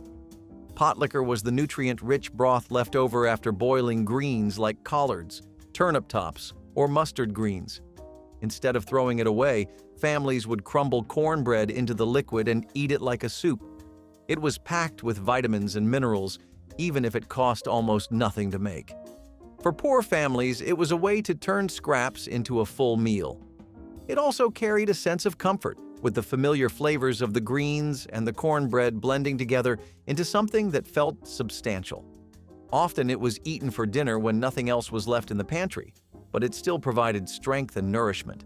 Many remembered it fondly as both survival food and comfort food, proving that even the simplest things could be cherished. A pretty imaginative way of getting some familiar old flavors back into the weekly diet was mock food, specifically mock fish fillets. We're going to take a look this time at both this recipe and how exactly things like it became common. See, there's one thing about people from back then. While they definitely had it horrible, their circumstances really expanded their horizons in the kitchen. Mock culture was all about mimicking flavors of classic dishes with inexpensive ingredients. Stuff that was easy to get, wouldn't cut too deep into your pockets, and would also last you a good while. Mock fish fillets were actually made out of mashed potatoes. I really wasn't kidding when I said people really grew a newfound appreciation for potatoes. Recipes in cookbooks back then were using them in ways that the curly fries and hash brown-addled brains of you and I could only dream of. Still, there were times when even potatoes weren't available. In that case, they'd make use of bread. Now, you might naturally be wondering how bread even comes close to imitating the flavor of a fish fillet. Well, apparently, soaking it in some milk and mixing it with powdered eggs and flour actually forms a mixture that gets the texture down. Next, your spices. Onion, parsley, pepper, and some pretty basic stuff, which was still easy enough to get. Though even those were stretched thin, spice cabinets would often run empty. Do you think this actually does the job? If you try it, share what you thought in the comments below. Remember when I said cornmeal was dirt cheap during the Dust Bowl era? Plus, it was almost everywhere, especially if you lived in Missouri or Kansas. Well, cornmeal mush was something Meemaw made every time we needed a nice, fulfilling meal. Think of it as the instant oatmeal of the Dust Bowl days. You just cooked cornmeal in water until it reached a thick, porridge-like consistency. It was often served with a pat of butter or a sprinkle of sugar. Some folks even added a little molasses for extra flavor. Cornmeal mush was an affordable way to keep hunger at bay and provided a good source of energy. It wasn't a five-star meal, but it was dependable, much like the comfort of a warm blanket on a cold night. Meats and chicken were too expensive, so people had to make do with veggies like corn. Egg drop soup sounds a little fancier than it is, but have you never had a simple dish that knocked the socks off of you? Just a 2 or 3 ingredient show that really hit home, ticked every box, and left you with a smile? Egg drop soup was a lot like that. It was just diced potatoes and onions, which might get you thinking of the pie we just went over, but this is more like a broth. If chicken broth was there, then of course that was the foundation, but water worked too. Once the potatoes started cooking, you would drizzle some scrambled eggs before adding whole ones. It might look lumpy and score a little less for presentation, but it deserves a solid A+ just for the taste alone, especially if you would pair it with some leftover bread. Canned tomato sandwiches were the taste of summer when nothing else was left in the fridge. You'd pop open a can of whole or sliced tomatoes, drain them just enough to stop the bread from falling apart, then slather both slices with mayonnaise. A sprinkle of salt and pepper went on top, maybe a little sugar if you came from the South, and that was lunch done. It was cold, slippery, messy, and perfect all at once. The juice soaked into the bread, softening it until every bite felt like a mix of tang and cream. It wasn't a fancy sandwich, but it was the one that kept bellies full on long, hot afternoons when money ran out before the month did. Some people added lettuce if they had it. Most didn't bother. It was simple, nostalgic, and surprisingly satisfying. The flavor was sharp, honest, and comforting in a way that no processed meal could be. It didn't matter that it came from a can. It still tasted like home. Every bite told a story of resourcefulness and grace under pressure. For families in the 1980s, canned tomato sandwiches were proof that even the simplest things could feel like love. Spaghetti with butter and Parmesan shake was one of the easiest, cheapest, and most beloved meals a mother could make in the 1960s, which is exactly why kids asked for it constantly. It started with a pot of pasta boiling on the stove, the steam fogging up the kitchen windows as the noodles softened. Kids loved watching the long strands swirl in the water like they were dancing just for them. Once drained, the pasta went back into the pot where a generous pat of butter melted instantly, coating every strand in a glossy shine. Then came the Parmesan shake, that little green can that lived in almost every pantry kids loved, doing the shaking themselves, even though mothers had to take over to prevent the entire can from dumping into the pot. The flavor was simple but perfect. Buttery, salty, warm, and comforting in a way that made you want to curl up right beside the pot with a fork. Mothers appreciated it because it cost almost nothing and took barely any time. But kids appreciated it because it felt like the kind of meal that understood them. It was soft, easy to eat, and satisfying in a way nothing else quite managed. It tasted like after-school hunger being solved in minutes. It tasted like staying up a little later than normal. It tasted like childhood in a bowl. Kids begged for this dish because it never disappointed, never felt boring, and always made everything better, even on the days that felt long and gray. Spaghetti with butter and Parmesan shake was proof that comfort did not require complicated recipes. It only required heart. Baked lima bean patties transformed a pantry staple into a crispy, protein-rich entree that required very little money or effort. Cooked lima beans were mashed with breadcrumbs, minced onion, and a touch of seasoning before being shaped into small cakes and baked until golden on the outside while soft within. The gentle flavor of the beans paired well with a spoon of tomato relish or a drizzle of simple white sauce, offering a balanced and filling meal. Because dried beans were inexpensive and stored for months, this recipe provided a dependable option for families watching their grocery bills. Children often enjoyed the mild taste, especially when the patties were served on soft rolls like a vegetarian burger. Homemakers appreciated that they could prepare the mixture in advance and bake it just before dinner, keeping evenings stress-free.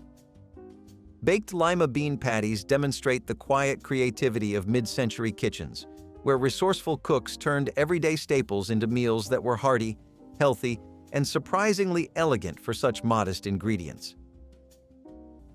cabbage roll.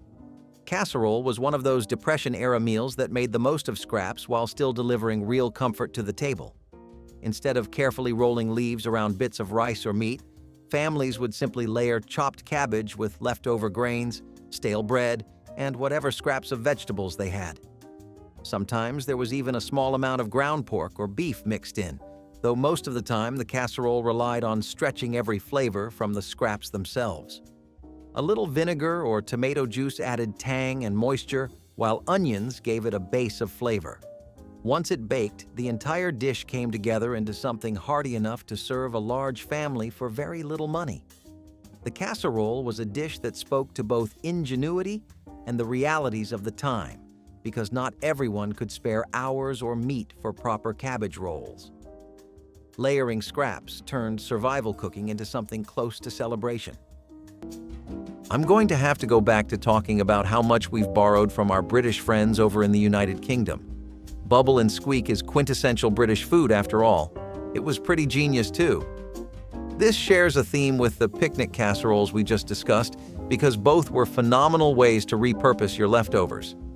A lot of these dishes were powerhouses made exclusively out of stuff that was either left behind or simply was about to go bad. The earliest mention of bubble and squeak is in the 1700s, and that's just a pretty bare-bones meat and cabbage dish. Over time, it was adapted to the current situation, and meatless versions were made popular. These ones just prioritized using potatoes and vegetables, basically anything high in fiber. The reason you'd want that is because it'd keep you full for longer, which was always a godsend during the war. The potatoes would work as a binding agent. The leftover vegetables were chopped and mixed in for nutrition, and if you got super lucky, some corned beef or bacon would work really well for flavor. As far as the culture goes, bubble and squeak really emphasized the mentality of wasting absolutely nothing. Despite how humble the recipe is, it's definitely something that brought comfort to a lot of families. War or no war, who can say some mashed potatoes and greens haven't cheered them up at some point? Now, if you think baking a cake without eggs, milk, or butter sounds impossible, think again. During the Dust Bowl, people got creative with their baking. This egg-free, milk-free, and butter-free cake was made with simple ingredients like flour, sugar, and vegetable oil. It was impossible to live without cake even in times of desperation, so people decided to make do without the fancy ingredients.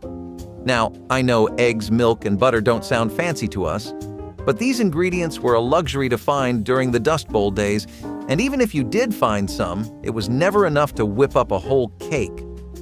The cake might not have been as rich as its traditional counterparts, but it was a sweet treat that offered a bit of comfort during difficult times. Cucumber vinegar salad was a refreshing Depression-era side dish that added brightness to otherwise plain meals.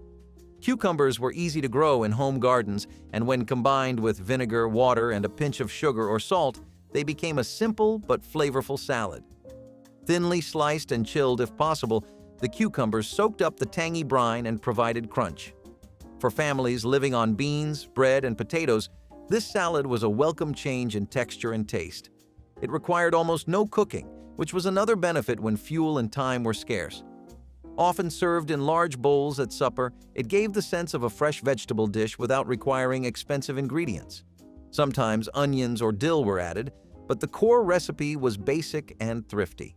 For many households, cucumber vinegar salad was a reminder that gardening and resourcefulness could provide something close to luxury in the hardest times.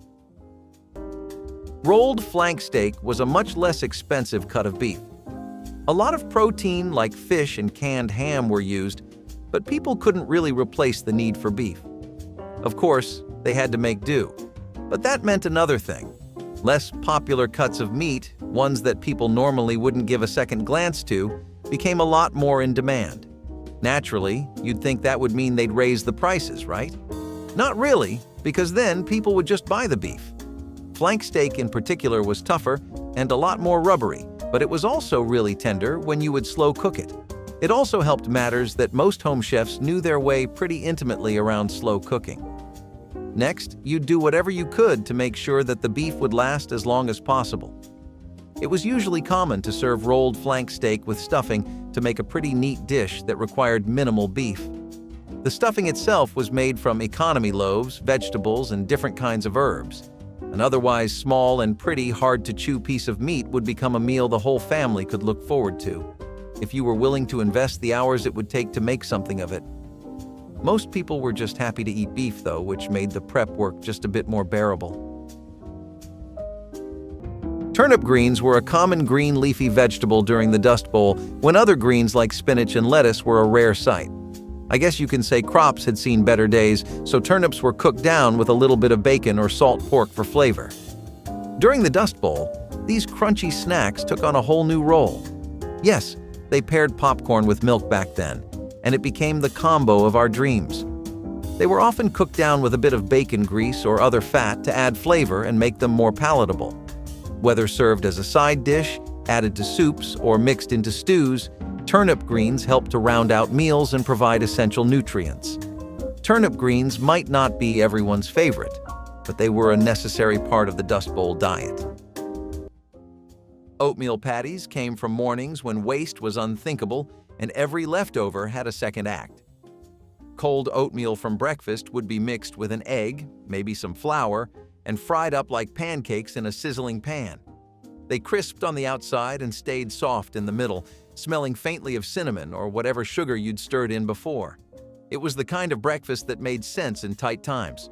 You already had it, so why not make it better?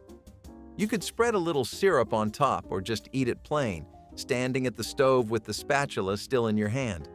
Kids didn't complain. They thought it was new, not recycled.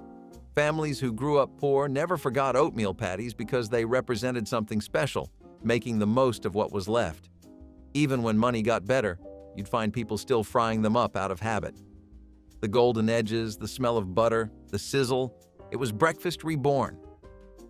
Peanut soup was a filling option that came straight out of the need for protein when meat was too expensive or unavailable. Ground peanuts simmered with water or milk created a creamy, nutty broth that was surprisingly hearty. Onions, celery, or a bit of leftover potato might be added to give it body, but the peanuts did most of the heavy lifting. The flavor was rich enough that it almost felt indulgent, even though it cost very little to prepare. Served with cornbread or biscuits if available, it could stretch into a complete meal for an entire family. Many households in the South relied on peanuts as a cheap crop, and this soup was a natural way to put them to use. For many children who grew up during the Depression, peanut soup became a nostalgic memory of warmth and survival, showing how simple ingredients could stand in for things they could not afford. So you might be surprised to hear Party Franks on this list. Just because the times were as tough as they were doesn't mean people forgot how to have fun. Party Franks today are pretty much just an appetizer at family gatherings and potlucks, but back then, it was totally different. There was this entire concept of community-based cooking that was pretty much exclusive to that time period. Neighborhoods would pool their resources and pantries together. They'd cook up a storm for the whole block, and it would leave everyone fulfilled and satisfied. The idea was that people would get more variety, nutrition, and overall food if everyone shared an agreed amount from the get-go. Party Franks were perfect for situations like this because it was extremely easy to prepare for an entire group of people. When I say group, I mean at least a dozen plus, not a family of 4. You'd have pigs in a blanket with sausages wrapped in leftover dough, or you'd have them sliced into tiny bits and added to stews, soups, and sometimes even sandwiches. It was a little way to add some flavor and style to otherwise pretty plain meals. Now people who had chickens as pets had the luxury of eating hard-boiled eggs for breakfast. Let's be honest, we all love a sunny side-up, but hard-boiled eggs just hit differently. This classic breakfast food got a workout during the Dust Bowl. Eggs were a valuable source of protein and could be stored for a longer time. Eggs, when hard-boiled, had a longer shelf life compared to raw eggs. This made them a practical choice for preservation, as they could be stored and used over time without spoiling quickly. Plus, boiling eggs is easy no matter how challenging the times get. They could be sliced into salads, added to casseroles, or simply enjoyed as a snack. These weren't just a breakfast item. These eggs were also used in dinner meals and were often served with white sauce over rice. The idea spread like wildfire in states like Alabama and Arkansas and the Midwest overall. In Michigan, it was a pretty common choice to use brown sugar and cinnamon whenever available. Comfort food in the 1940s could not be discussed without somebody bringing up American slumgullion. This was really hot in the Midwest and the South, mostly by its other name of goulash. The dish has been in recipes and cookbooks since at least 1913, and it would include ground beef simmered in a tomato sauce. It was a dish for nights that you really wanted to make matter, and it was also a great way to keep the nutrition and protein intake up. Think of it as like a kind of casserole, and if you have heard of it before, you should know the 1930s versions were a bit different.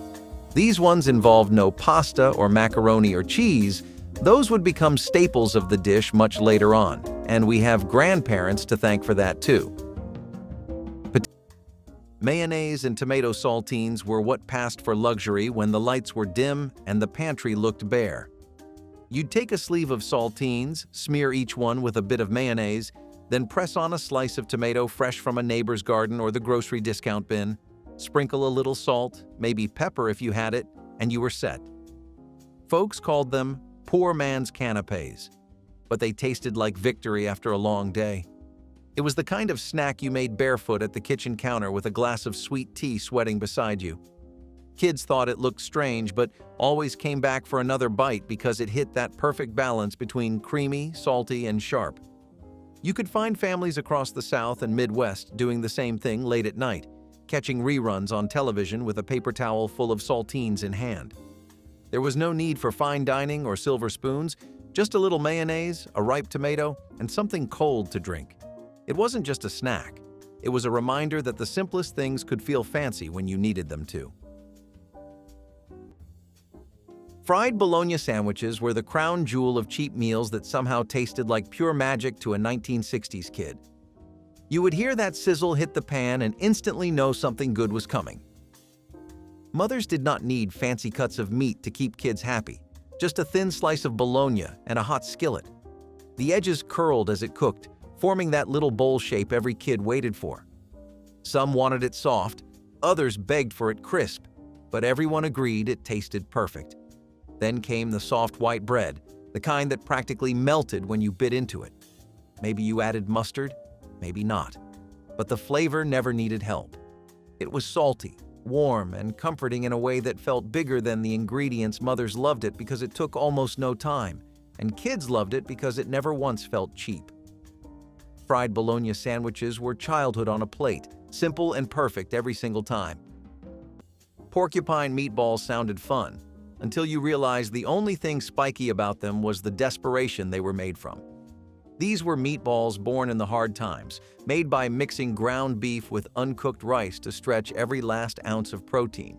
They simmered in tomato sauce, and as the rice cooked, it poked out like little white quills. That is where the name came from, someone trying to make poverty sound cute. But if you grew up poor, you know this was not about being clever. It was about making half a pound of ground beef feed a family of 5. They were fragile little things, barely holding together, and often baked in the oven or cooked in a pan until the sauce bubbled up like lava. The tomato sauce was always the cheapest kind, canned, oversalted, and slightly metallic. But it masked the blandness, and that was the goal. Sometimes people added onions or eggs if they had them. Most of the time, it was just the basics: rice, meat, and sauce. Dinner done cheap. If you ever sat at the table with 3 meatballs and a slice of bread, you knew what this meal meant. It was survival with a side of improvisation. Apple sausage bread. Pudding married sweet and savory flavors in a way that perfectly captured the experimental spirit of the 1960s kitchen. Day-old bread cubes soaked up a custard of milk and eggs before being mixed with diced apples and small bits of sausage for richness. The dish baked until the top turned golden and the apples released their gentle perfume, filling the home with an inviting scent. By using stale bread and modest amounts of meat, thrifty cooks created a dinner that felt both indulgent and practical. The sweetness of the fruit balanced the smoky sausage, while the custard kept every bite moist. Families often served it with a simple green salad for contrast or a drizzle of maple syrup when they wanted extra sweetness. This recipe highlighted the era's willingness to blend unexpected flavors while keeping costs low. Leftovers reheated beautifully for breakfast the next day, making it a true two-meal wonder that reflected the frugal yet inventive cooking style of mid-century American households. Corncob jelly was one of the most surprising Depression-era creations, turning what was usually discarded into something sweet and useful. After eating or cutting kernels from corn, families would boil the stripped cobs for a long time until the liquid turned golden. With sugar and sometimes pectin, this liquid became a jelly that spread easily on bread or biscuits. It had a mild corn flavor, slightly sweet, and it gave people a way to stretch ingredients without buying fruit for jams. Since sugar was often rationed or expensive, this jelly was seen as a clever way to create a sweet treat out of nothing more than scraps. Many families remembered it fondly, not only because it was thrifty, but because it represented resourcefulness at its finest. Children often spread it on cornbread or stale bread softened in milk, turning waste into dessert. It may seem odd today, but back then it was pure ingenuity. Beef barley soup is but a humble dish that comes right from tales of peasant wives making hearty breakfasts for their families. Sorry for sounding like a Lord of the Rings extra for a second. Really though, beef barley soup is as vintage as a recipe can get. Barley itself is one of the most ancient grains we have, not just in the States, but all across the world. Again, the idea of pairing it with beef is something we took from our European buddies that immigrated to Uncle Sam's greener pastures. When they weren't looking so green, and trust me, the 1930s and 40s were a long time, it was in everyone's mutual interest to play it smart. By that I mean there was a lot of inspiration to take from all the different communities around in the States. What is America if not a melting pot of different cultures? Beef barley soup used a lot less meat than the recipe typically calls for, but the substitute of roasted vegetables really brought it all together in a wonderful way. It was now not just a peasant dish for field workers, but something everyone had daily, because it was the best they could get.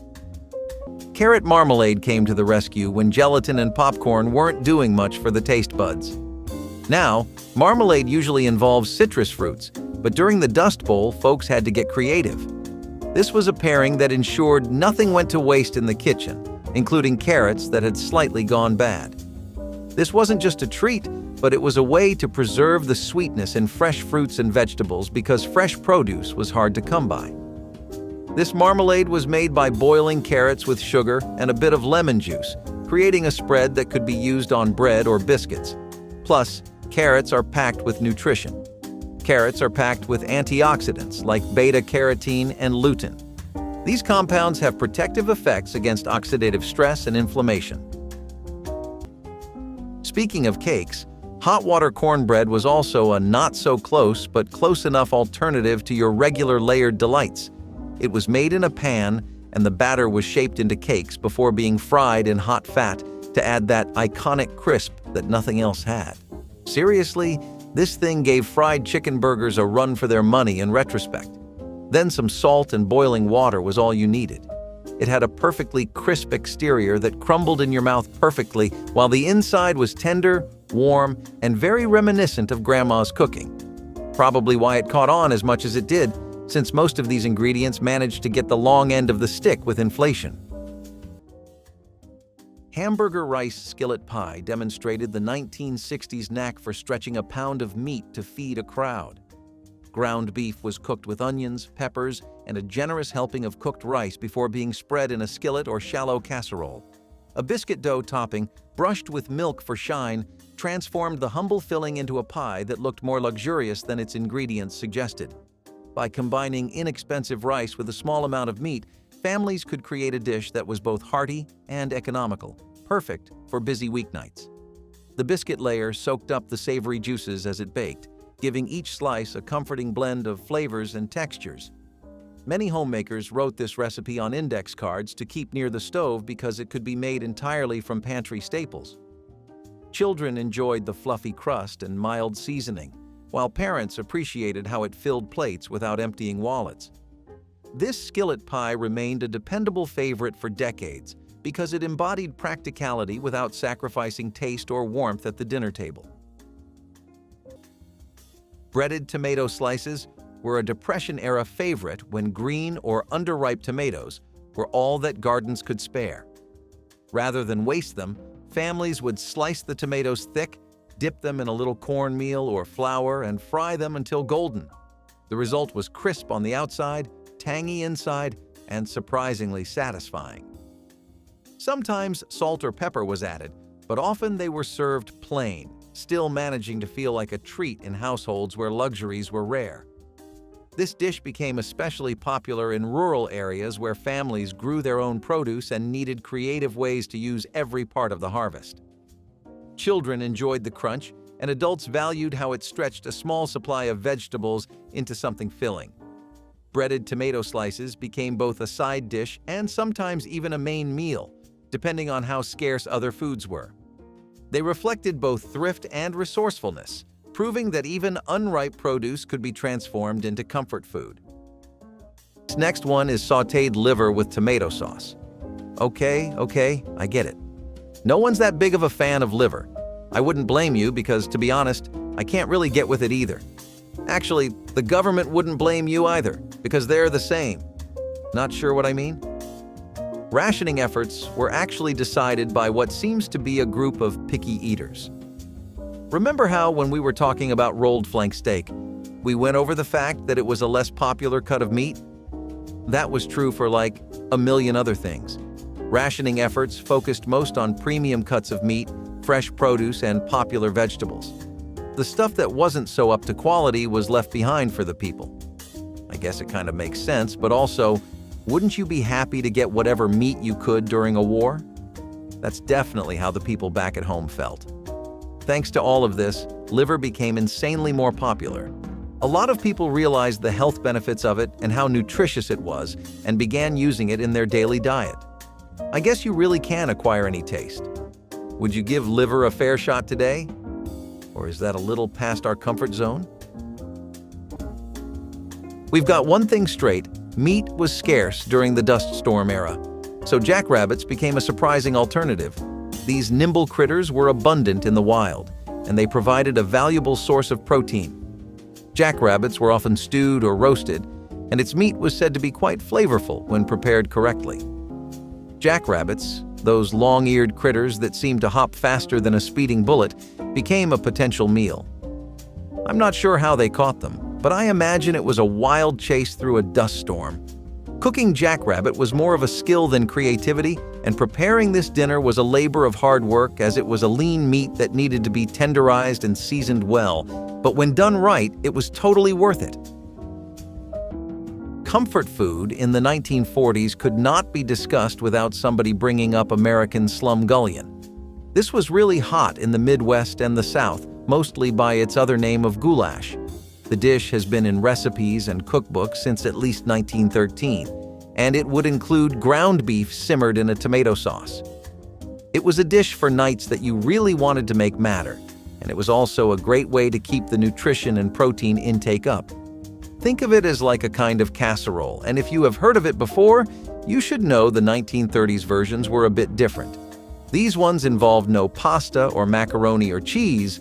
Those would become staples of the dish much later on, and we have grandparents to thank for that too. Potatoes had more use than just what was under all the layers. Once peeled, people would often fry the potato skins as a midday snack. Biscuit dough pizza boats turned canned biscuits into dinner for a crowd. You'd flatten each one into a little bowl, spoon on tomato sauce from a jar, sprinkle shredded cheese, and maybe add a slice of pepperoni if you were feeling fancy. Pop them in the oven and watch as they puffed and browned, smelling like pizza night on a dime. Kids loved them because they were small enough to hold, and parents loved them because they cost next to nothing. They looked cute, tasted amazing, and disappeared before they even cooled. It was the kind of meal you could make out of leftovers and pantry scraps without needing a recipe card. The 1980s were full of little tricks like this, turning store-brand dough and canned goods into a moment of joy. Biscuit dough pizza boats weren't just food, they were a celebration of what imagination could do on a shoestring budget. Crispy fish sticks with ketchup were the oven-baked heroes of weeknight dinners, especially when mothers needed something quick that still felt fun. Kids knew the sound of the frozen sticks hitting the metal tray, stiff and pale, before the oven worked its magic.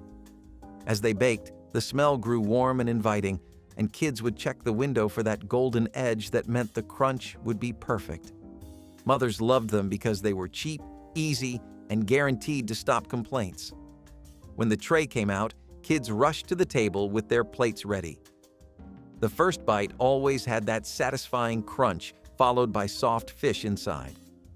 Dip after dip into ketchup made the meal feel playful, like a tiny restaurant experience right at home. Fish sticks tasted like relaxed evenings, simple comfort, and just enough excitement to make dinner special. Kids begged for them because they never felt boring no matter how often they appeared. They were cheap, cheerful, and unforgettable. Parsley noodle pudding brought a delicate herbal note to the classic baked noodle dish, turning inexpensive staples into a fragrant supper centerpiece. Wide egg noodles were cooked until just tender, then mixed with milk, eggs, a little butter, and a generous handful of freshly chopped parsley before baking to a golden finish. The custard base held everything together while the parsley added color and a bright, garden-fresh taste that lifted the entire dish. This pudding was equally welcome as a vegetarian main course or as a side alongside roasted vegetables.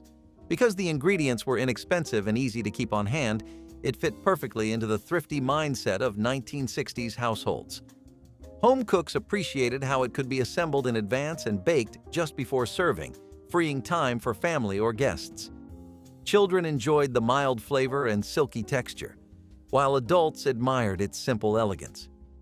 Parsley noodle pudding remains a quiet reminder that with a little imagination, even the most modest pantry can produce a meal worth remembering. Cheese toast under the broiler was the quick, melty after-school snack that could turn even the longest day around. Mothers made it because it took only a slice of bread, a sprinkle of cheese, and a few minutes under the broiler. As soon as the cheese bubbled and browned, the whole house smelled warm and comforting. Kids rushed to the kitchen the moment they heard that little sizzle. The edges of the bread crisped up while the center stayed soft, and the cheese melted into a perfect golden layer that stretched when they pulled it apart. It was simple, cheap, and endlessly satisfying. Mothers appreciated that it filled hungry kids fast without requiring a full meal. Kids begged for it because it felt indulgent even though it was made from the most basic ingredients. Cheese toast was the kind of small pleasure that defined 1960s afternoons, warm and familiar in all the right ways. Powdered cheese rice came straight from the era of boxed dinners and instant fixes. When the macaroni ran out but that bright orange packet of cheese dust was still sitting in the box, you made do. You'd toss it into a pot of leftover rice with a splash of milk or margarine, stir until everything turned creamy, and serve it like it was gourmet. It was the taste of the 1980s on a budget. Salty, neon orange, and undeniably satisfying. Parents knew it would fill stomachs fast, and kids didn't know they were eating leftovers dressed up as something special. You could stretch one box of mac and cheese into 3 nights of dinners if you were smart about it. That glowing cheese powder had a power of its own. It made anything feel a little indulgent, even plain rice. Powdered cheese rice was comfort disguised as convenience, a hack born from necessity and nostalgia. Rice croquettes were a depression trick for turning yesterday's leftovers into something new and appetizing. When rice was cooked in large batches, families often had more than they could finish, and waste was simply not an option. Leftover rice was mashed together with a bit of flour or egg when available, then shaped into small balls and fried in a skillet with fat or drippings. The result was a golden, crispy outside and a soft, chewy inside that children especially loved. Adults appreciated how croquettes added texture and flavor to meals that were otherwise bland. They could be served with gravy, broth, or just eaten plain, offering flexibility depending on what was on hand. In some households, croquettes became the centerpiece of dinner when no meat was available. They proved that resourcefulness in the kitchen could transform scraps into something enjoyable. Families remembered rice croquettes not just as a thrifty dish, but as a rare moment when leftovers felt special instead of repetitive. They were simple, but in hard times, simplicity was often the best comfort of all. Tiki this, European that, Hawaiian hashes. Let's step away from all that for a bit. Let's delve into the Mediterranean and the Italian. Canned ham was like the instant ramen of foods back in the post-war days. In 1940, it started gaining traction as the miracle meat during World War II. It was also transported as an aid to Great Britain and the Soviet Union. Canned ham was nothing fancy, which was the best thing about this meal. It was perfect for busy households or people on the run. Plus, its long shelf life was like the cherry on top. Back in the day, this was a convenience food dream come true. No fuss, no muss, just a whole lot of ham. But let's be real. Fresh ham is where it's at. Unless you're stranded on a desert island, I'd stick to the deli counter. We don't need to punish ourselves with canned meat anymore, which is why this dinner has become a part of ancient history. One of the easiest mixes available at the time was potatoes and sausages into what would be known today as potato piglets. Maybe the naming is pretty on the nose, but the taste was to die for. Sausages were still relatively cheaper than a lot of other options, so you would commonly see people replenish their stock at butcher's markets and meat stores. What was also equally as trendy was a good potato element in any dish, even in Wilton pies like we talked about earlier. So these piglets would incorporate potatoes into sausages to satisfy that void left in American hearts. And we have to say, they did a pretty fine job. Raisin rice. Pilaf proved that a meatless dinner could still feel special and satisfying when handled with care. White rice was simmered slowly with a bit of butter until each grain was tender, then tossed with plump raisins that had been soaked in warm water to bring out their natural sweetness. A pinch of cinnamon or nutmeg added gentle spice, turning plain rice into a fragrant dish that filled the kitchen with an inviting aroma. Many 1960s households served this pilaf as a main course on nights when meat was too expensive, or saved it for church suppers where a simple vegetarian option was welcome. It paired beautifully with a crisp green salad or a side of baked apples, creating a balanced meal from inexpensive ingredients.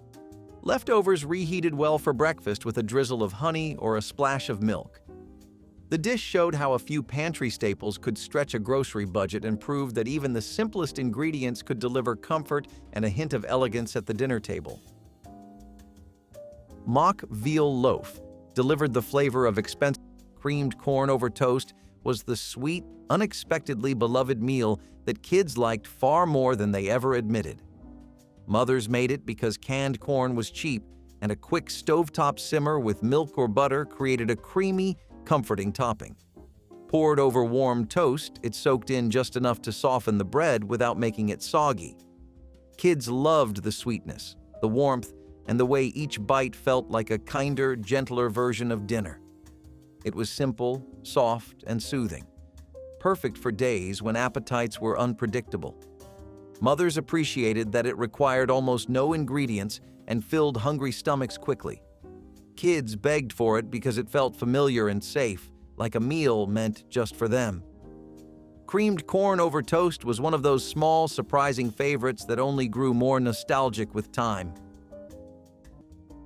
Velveeta potato bake was the crown jewel of the comfort table in the 1980s, and it didn't take much to make. Just a few peeled and diced potatoes, a splash of milk, and a handful of bright orange Velveeta cubes that melted into creamy gold.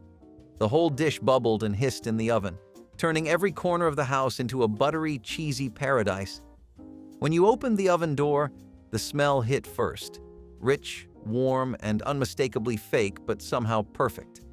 The top browned slightly while the middle stayed soft and gooey, thick enough to scoop but smooth enough to melt on your tongue. Families brought it to church potlucks and Sunday lunches, always disappearing before anything else on the table. It was the definition of cheap cooking done right, the kind of dish that cost a few dollars but felt like a treat. Kids thought it was fancy, parents knew it was survival. Velveeta potato bake didn't pretend to be healthy or refined. It was comfort in its purest form. It was a casserole made with love and necessity, proof that a block of cheese could turn poverty into pride. So most oatmeal meatloaf recipes use the oats as a side piece to, like, 2 pounds of lean ground beef, but that was obviously not what people were working with back then. Instead, the loaf was made entirely of layers of oatmeal, with sausages and bacon stuffed into it to give that meaty profile. Some dried onions and garlic meant that there was good enough reason to get the fine plates out, and there was always enough to go around too. Plus, grandmas really ran with the recipe right after the Depression ended and things started going back to normal. They would add things like tomato sauces and never spare the eggs or the flour. Probably why kids would love it so much since they went all out with it. But after going through a patch where this was a luxury, you cannot blame them for wanting to go the extra mile either. Now let's take a little bit of a break from otherwise uncomfortable areas of a cow and go on over to calico scrambled eggs. Not sure what I mean? Calico scrambled eggs were named that pretty much because they were really vibrant and colorful. It was tough to get fresh white or brown eggs because there was just too much of a need on the front lines for them. The war effort could still spare some powdered eggs, though even that had to be stretched. Adding some basic leftover scraps like herbs and vegetables really helped make it last long, but it was the Victory Gardens that helped the most. A lot of the stuff that you typically see in calico scrambled eggs came right out of a Victory Garden. Bell peppers, onions, potatoes, tomatoes, and even spinach. People really discovered their green thumb during this time period. These weren't just filling, they were comforting and nutritious too. Most food during wartime just didn't consider presentability at all. I mean, no shade to them, it wouldn't even be appropriate to. Still, who can deny that your food tastes a little nicer when it looks pretty too? These scrambled eggs helped people remember the fun of eating a good-looking plate, but didn't really require any kind of time or work spent preparing it, which was really one of the best things about them. Cornmeal dumplings in broth were one of those Depression-era tricks that turned the most modest soup into something that felt like a meal. Flour and wheat were often expensive, but cornmeal remained relatively cheap and widely available. Families would mix cornmeal with water and a little salt to form a simple dough, shaping it into small balls and dropping them into a pot of thin broth. The broth itself could be made from vegetable scraps, meat bones, or even just salted water. But once the dumplings simmered and swelled, the dish felt hearty. Mothers often relied on this trick to stretch a single pot into enough servings for large families. Children loved the dumplings because they had a soft, chewy texture, almost like a treat floating in their soup. Adults valued the filling quality, which helped stave off hunger when no second helpings were possible. Cornmeal dumplings showed the ingenuity of turning something inexpensive and basic into comfort food. In many households, this dish became a staple, remembered later not for its luxury, but for the way it managed to make empty cupboards feel just a little less empty. Ritz Cracker Tuna Melt Bake was the definition of 1980s ingenuity, a dinner built from scraps that somehow felt like a feast. You'd mix canned tuna with a spoonful of mayonnaise, maybe stretch it with a little celery or onion if you had it, and spread it into a battered casserole dish. Then came the magic, a blanket of crushed Ritz crackers sprinkled over the top, glistening with butter, and a few slices of processed cheese layered for good measure. When it baked, the edges browned, the middle bubbled, and the smell filled the whole apartment like hope. It looked like luxury, but it was born from frugality. You could feed a whole family on one can of tuna and half a box of crackers and still have leftovers for the next day. Kids fought over the crispy top layer while parents smiled in relief. It wasn't glamorous, but it was dependable, comforting, and rich in all the right ways. This dish didn't just fill plates, it filled the silence that hunger left behind. Ritz Cracker Tuna Melt Bake turned a handful of cheap ingredients into something that tasted like victory after another long, hard day. Liver and onions were the meal that tested your strength. This was not a dinner kids begged for. It was one you survived. A plate of pan-fried beef liver, dark and dense, smothered in soft, translucent onions that were supposed to make it taste better. The smell alone was enough to make you gag. But liver was cheap. It was full of nutrients. And it was not rationed like other cuts during wartime. So you ate it. You cut tiny pieces and tried to swallow without chewing. You drowned it in ketchup or mustard, anything to make it go down faster. Your parents called it good for you. You called it punishment. But there it was, week after week, staring back at you from a chipped plate, while the onions slid around like ghosts.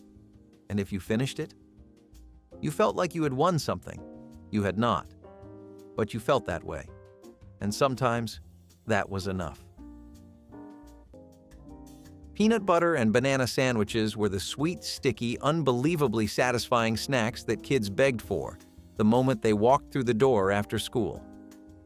There was something almost magical about how two basic ingredients could turn into a treat that felt both fun and filling. Mothers loved making them because they required no cooking, no cleanup, and almost no money. Just slice a banana, spread the peanut butter thick enough that the bread stuck to your fingers, and press it all together. The moment you took a bite, the peanut butter glued everything together in that slow, chewy way that made kids talk funny until they swallowed. The bananas added just the right amount of sweetness, almost like having dessert disguised as a sandwich.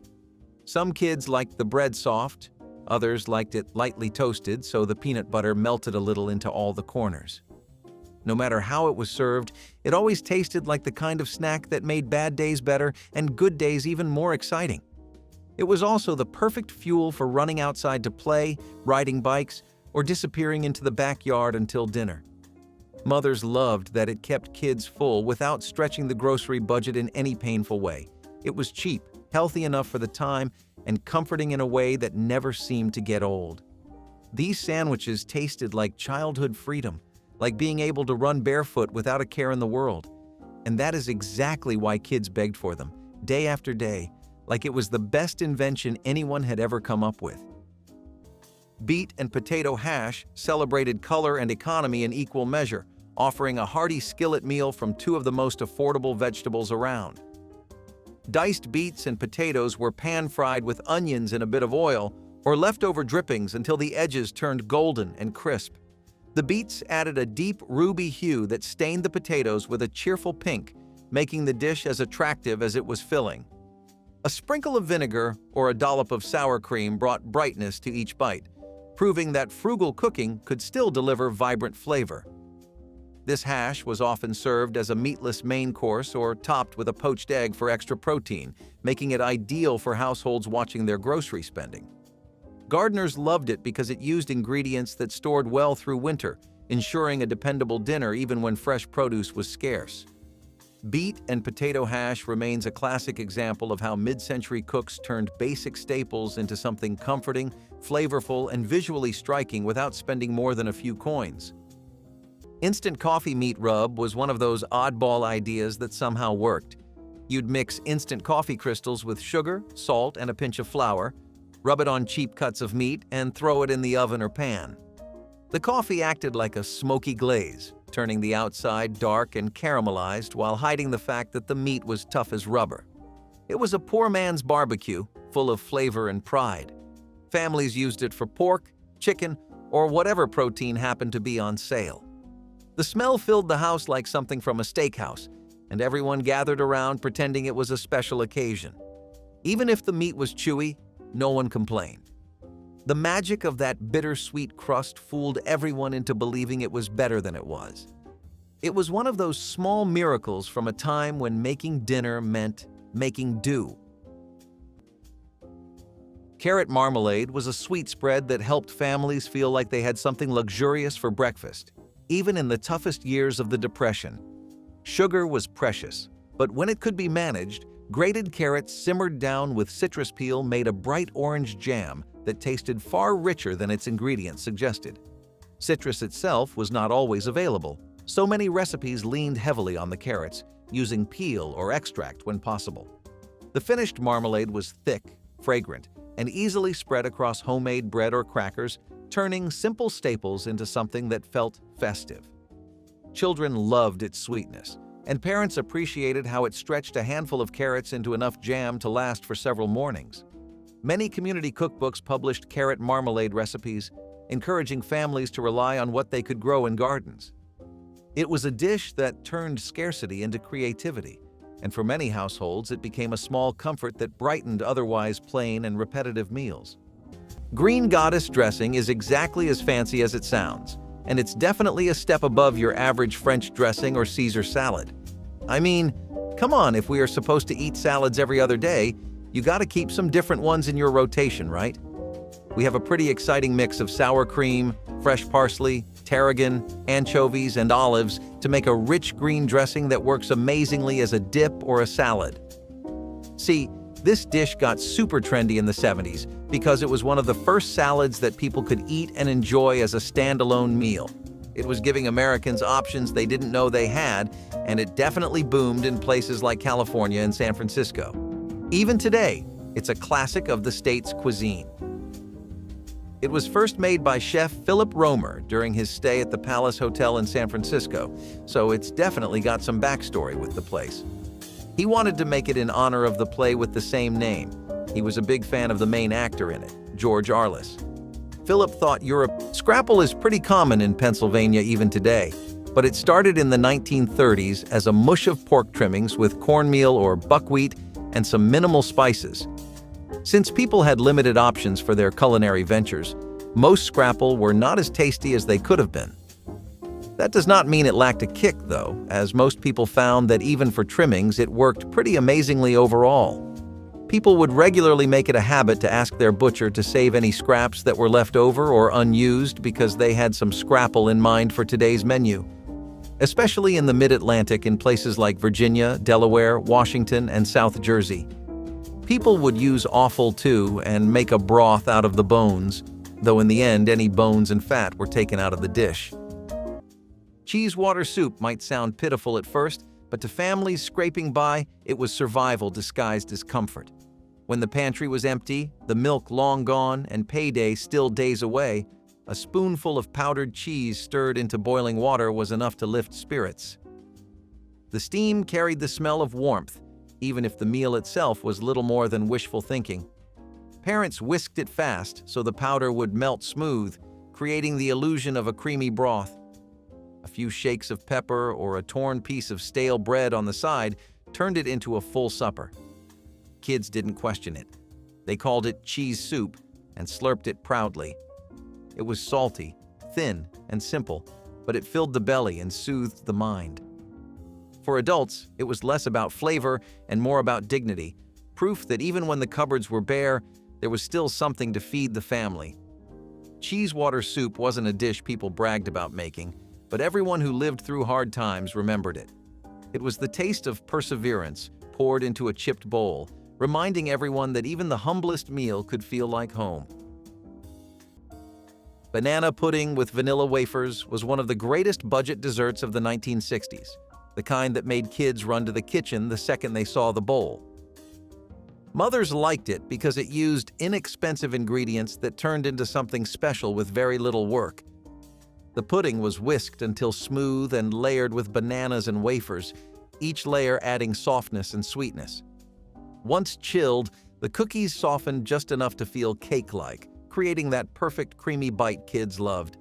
It tasted like Sunday afternoons and family moments. Mothers served it on ordinary days or when bananas were starting to brown, and kids treated it like a celebration every single time. It was cheap, easy, and unforgettable, a dessert that felt like comfort itself. Cornflake-crusted fish squares were a playful answer to the challenge of making inexpensive whitefish appealing to the whole family. Thin fillets of cod or haddock were cut into squares, dipped in milk and egg, and coated with crushed cornflakes left over from breakfast. Baking or frying turned the cereal coating into a crisp, golden crust that sealed in moisture and added a gentle sweetness.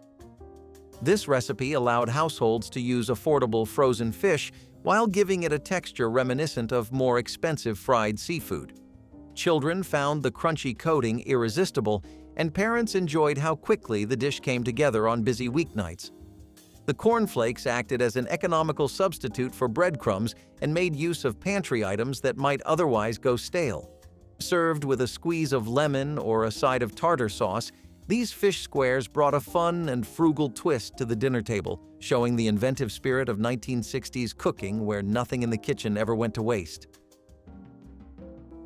Ketchup sandwiches may sound like a joke today, but in the Depression era, they were a quick meal for children and adults alike. With meat out of reach for many, a slice of bread spread thin with ketchup became lunch or even dinner.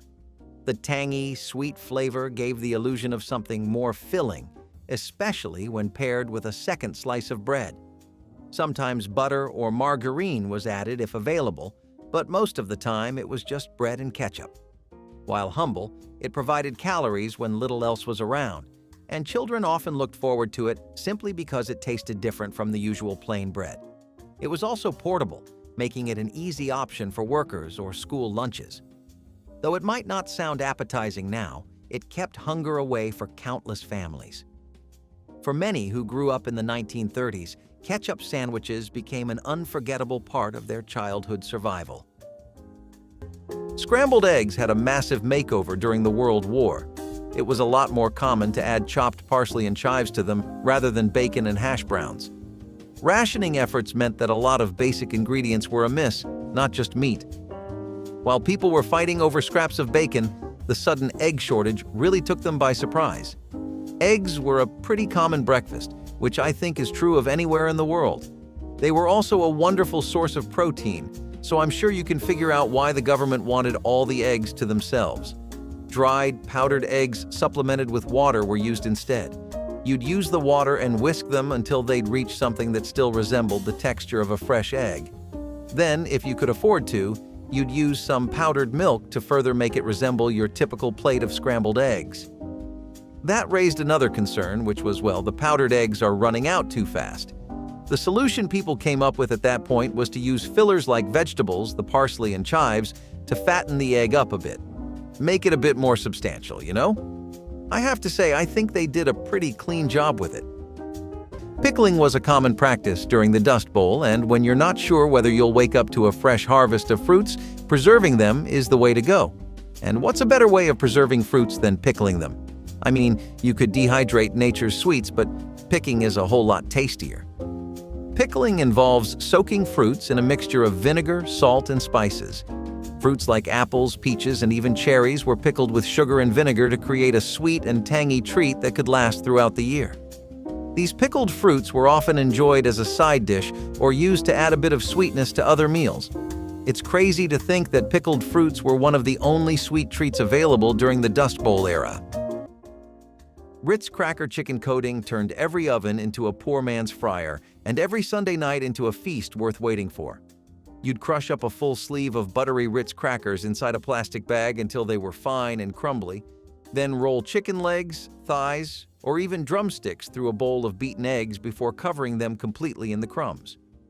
Once they hit the oven, the smell alone could fill the house with the promise of something good. The crackers browned just right, trapping all the juices inside the chicken and creating a golden crust that was crisp, savory, and rich without needing oil or a deep fryer. It was crunchy on the outside, tender in the middle, and budget-friendly all the way through. Families loved it because it felt like fried chicken night without the cleanup or cost. Even neighbors could smell it through the windows and knew someone was eating well. It was the kind of dish you could bring to a church supper and proudly pass off as something special. Ritz Cracker chicken coating wasn't just about saving money, it was about finding flavor where others saw leftovers. It was thrift at its finest, and nobody complained about seconds. Hot dog boats with melted cheese were the kind of fun, silly, absolutely irresistible meal that made every child feel like dinner had suddenly become a party. Mothers made them by slicing hot dogs down the center, filling the opening with a strip of cheese, and popping them under the broiler until everything bubbled and browned. The hot dogs curled just enough to cradle the cheese, creating that little boat shape that kids thought was hilarious. The smell hit fast, a mix of smoky hot dog and melting cheese that could pull a kid from any room in the house. Mothers loved them because they were cheap, easy, and guaranteed to make even the pickiest eater happy. Kids loved them because they felt playful, almost like something from a carnival. The cheese would stretch when you took a bite, and sometimes it would drip down the side in a way that made dinner feel like an adventure. Served with a little ketchup or mustard, these boats were a masterpiece of budget cooking that tasted far richer than they really were. Kids begged for them constantly because they made dinner fun, filling, and unforgettable. They were one of those meals that captured exactly what it felt like to grow up in the 1960s. Simple joys, simple ingredients, and memories that last a lifetime. Canned ravioli was the Italian dinner that came in a can and never asked for praise.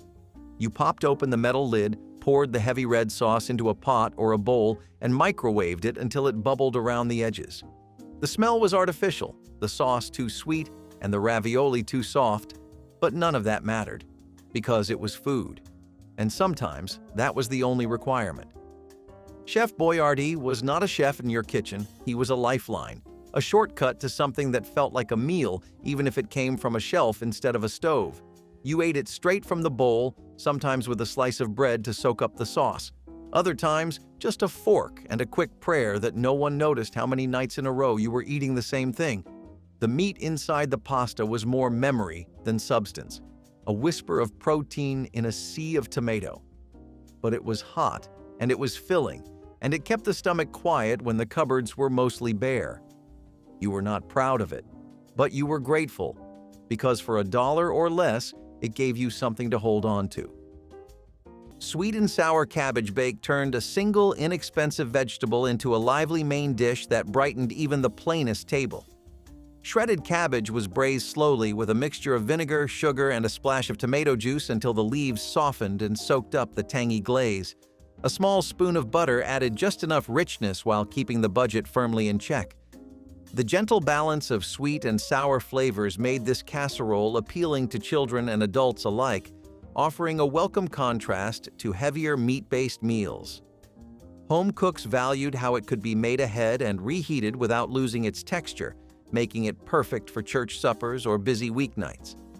Many families served it with thick slices of bread to soak up the flavorful juices, creating a meal that was both frugal and satisfying.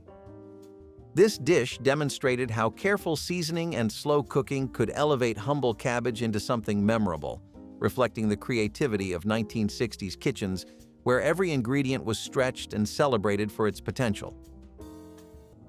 Potato rarebit was one of the Depression's clever ways to make potatoes feel more special than they were. The base idea was to take mashed or sliced potatoes and top them with a thin sauce of cheese, milk, and spices. Cheese was often scarce, so the sauce was made with very small amounts stretched as far as possible, sometimes even flavored with mustard to give it more punch. The result was a dish that felt rich and indulgent, even though it used little more than potatoes and scraps of cheese. Families would bake or broil it to give the top a golden crust, making it even more appealing. It was filling, cheap, and versatile, perfect for serving a large family. Children especially loved when potatoes got transformed this way, since it was a rare chance to enjoy something creamy and flavorful. Potato rarebit may not be common today, but it was beloved back then. Fish soufflé and baked potatoes were a wonderful combination, the kind of thing that just bounces off of the beach of its different parts and sides.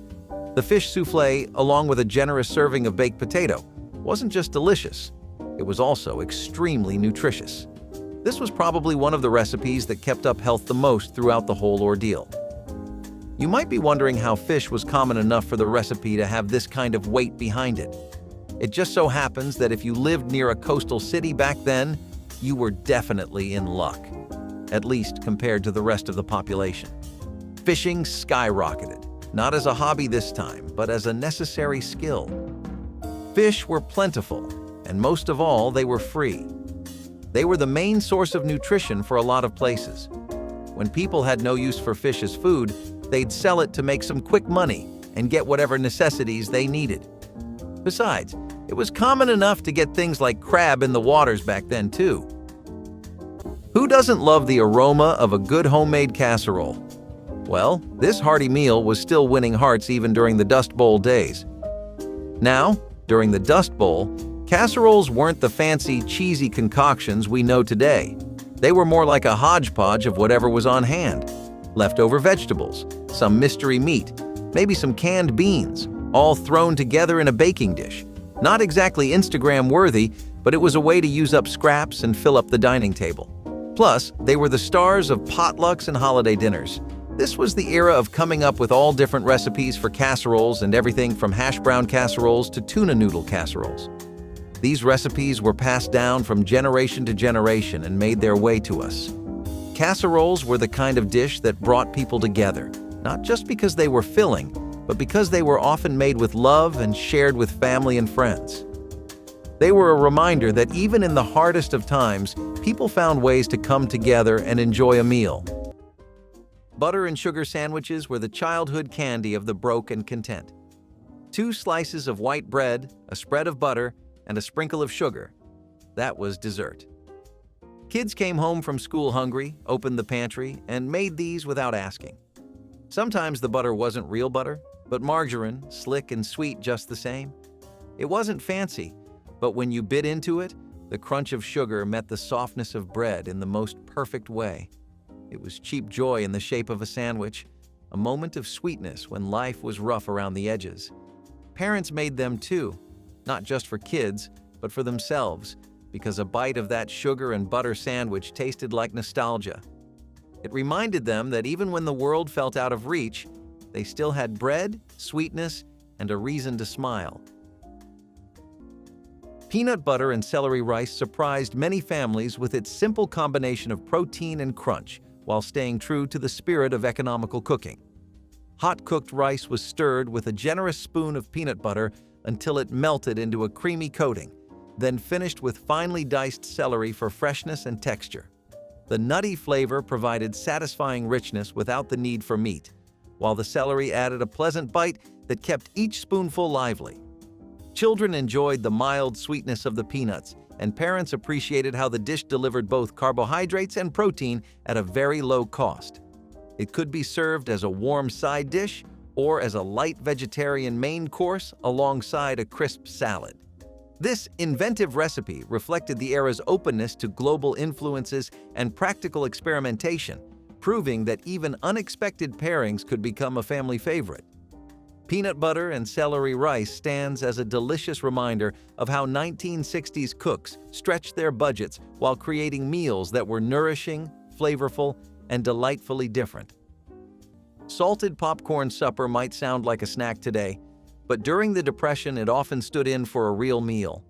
Popcorn was inexpensive, easy to make in large quantities, and filling enough to take the edge off hunger. Families would pop big bowls of it, sprinkle salt over the top, and gather around to share it for dinner. While it lacked the nutrition of meat or vegetables, it was a warm, shared experience that brought families together. Children saw it as a treat, while adults knew it was simply necessity disguised as fun. Sometimes popcorn was paired with milk or molasses water to add substance, but often it stood on its own. Neighbors also used popcorn suppers at gatherings, stretching limited food to feed a crowd. The dish represents how families redefined what supper meant when resources were at their lowest. It was proof that even the humblest food could provide comfort when eaten together, turning scarcity into moments of connection and shared resilience. Hamburger hash was the skillet miracle that made every child in the house sprint to the kitchen the moment they smelled it cooking. Mothers made it by combining ground beef, diced potatoes, onions, and whatever seasonings they had on hand, stretching a small amount of meat into a meal that fed everyone without costing much. The potatoes would brown slowly, getting crisp on the edges and soft in the middle, while the onions melted down into something sweet and perfect. The beef sizzled alongside everything, creating this savory blend that filled the entire home with a smell that no hungry kid could resist. It was a one-pan treasure, the kind of meal that made the kitchen feel warm and alive. Kids loved it because every spoonful felt different. Some bites more potato, some more meat, some deliciously heavy on onion. It was the kind of dish you could pile high on a plate and still go back for seconds, even thirds if you were lucky. Mothers liked that it stretched ingredients, saved money, and kept stomachs full for hours. Many families added ketchup, some added gravy, some ate it exactly as it came out of the pan. There was no wrong way to enjoy hamburger hash.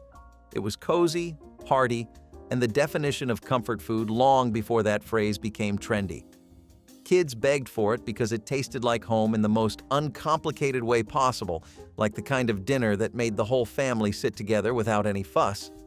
It was simple, cheap, and unforgettable, which is exactly why it became a quiet legend in so many 1960s homes. Cabbage and noodles, Pulaski if your grandma called it that, was a gift from the old country wrapped in poverty. You boiled egg noodles until they were soft, but not mush. You fried cabbage and onions in butter or oil until they collapsed into golden ribbons. Then you tossed it all together and prayed the flavor was enough. It was peasant food, proudly so. Born from resourcefulness, not recipes. Even when money vanished, this meal stayed dependable, like a friend who never left. It was not pretty, and it did not try to be. Just beige on beige with a hint of steam. But it filled the house with the kind of smell that made you feel like someone was taking care of you. Even if that someone was just you, doing your best. The dish had roots in Eastern Europe, but in American kitchens it became something else. An immigrant memory passed down through empty cupboards and tight budgets.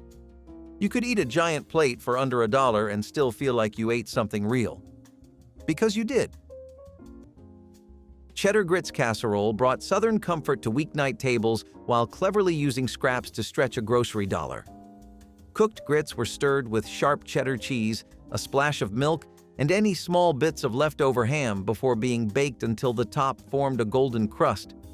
The creamy base and salty accents provided warmth and satisfaction, making it a favorite for cool evenings or family gatherings. Because grits were inexpensive and widely available, this casserole offered a filling main dish that fed many mouths without straining a budget. Home cooks often prepared it in the morning and reheated it for supper, appreciating how well it held its texture. Children loved the mild cheese flavor, while adults enjoyed the hearty, stick-to-your-ribs appeal. Paired with a green salad or simple stewed tomatoes, the dish delivered balanced comfort with little expense or effort. Its staying power in community cookbooks and church potluck menus shows how thrifty Southern traditions easily blended with mid-century convenience to create a meal everyone could enjoy. Mock banana pudding was the sort of dish that showed just how inventive Depression-era cooks could be when real ingredients were simply out of reach. Bananas, once imported luxuries, quickly became too expensive for families to buy. To make up for it, people leaned on banana extract, which could be purchased cheaply and used sparingly to add flavor, layered with homemade custard, when eggs and milk could be spared, and stacked between vanilla wafers or leftover bits of stale cake. The pudding felt surprisingly close to the original. Families would chill it in an icebox if they had one, though often it was served warm right from the stove. For children, it was a rare treat that offered the illusion of a fruit dessert, even if no fresh fruit was present. In many homes, mock banana pudding became a stand-in for celebration desserts, stretching scarce supplies into something families could still enjoy together, and for many, it carried the sweetness of hope itself. Lima bean soup is a little different. See, they wanted to scoop up all the grade A stuff, the easy sources of protein. I mean, you'd be pretty right in thinking that includes beans too, and yeah, lots of soldiers ate canned beans and soups made out of various beans. Luckily for everyone, there was, for once, just once during the war, enough to go around most of the country. Lima beans in particular were really popular throughout the Midwest and the South. Let me talk a little about what wartime cooking did for soups, though. While they were never really hurting for love or attention, you couldn't exactly call a bowl of soup the main attraction. Maybe today, in gourmet dining circles, that kind of thing could fly, but back then, there wasn't enough value for money. That quickly changed once people realized soups are actually a lot better all around when you make them at home. I'm not talking about taste, since that was still something people took time to get used to. I'm talking about utility. A soup can be readjusted so many times. It takes literally nothing but water as a base to make, and it can go around an entire large family. That's the kind of thing you hold on to tight during an economic breakdown, and nothing shows that better than Lima bean soup. Depression cake and war cake are just a few of the titles this cake has. It proved that even if things were economically bad, people still had a sweet tooth. It was not just a silly craving, but a sign of comfort and a reminder of more normal days. After all, actual cake was way out of the question when people had to live off of $5 a week and feed their entire families along with it. Depression cake, as glum as it sounds, was a very welcome addition to most people's baking roster since it substituted milk with water, baking powder with eggs, and shortening instead of butter. This significantly reduced the cost of making a cake, and it was one of the things that started mock cuisine in America. Cold spaghetti sandwiches were the proud invention of leftovers and late nights. You'd open the fridge, see a bowl of yesterday's spaghetti, and realize that bread was the only thing left. So you'd scoop the cold noodles right onto the bread, fold it over, and take a bite.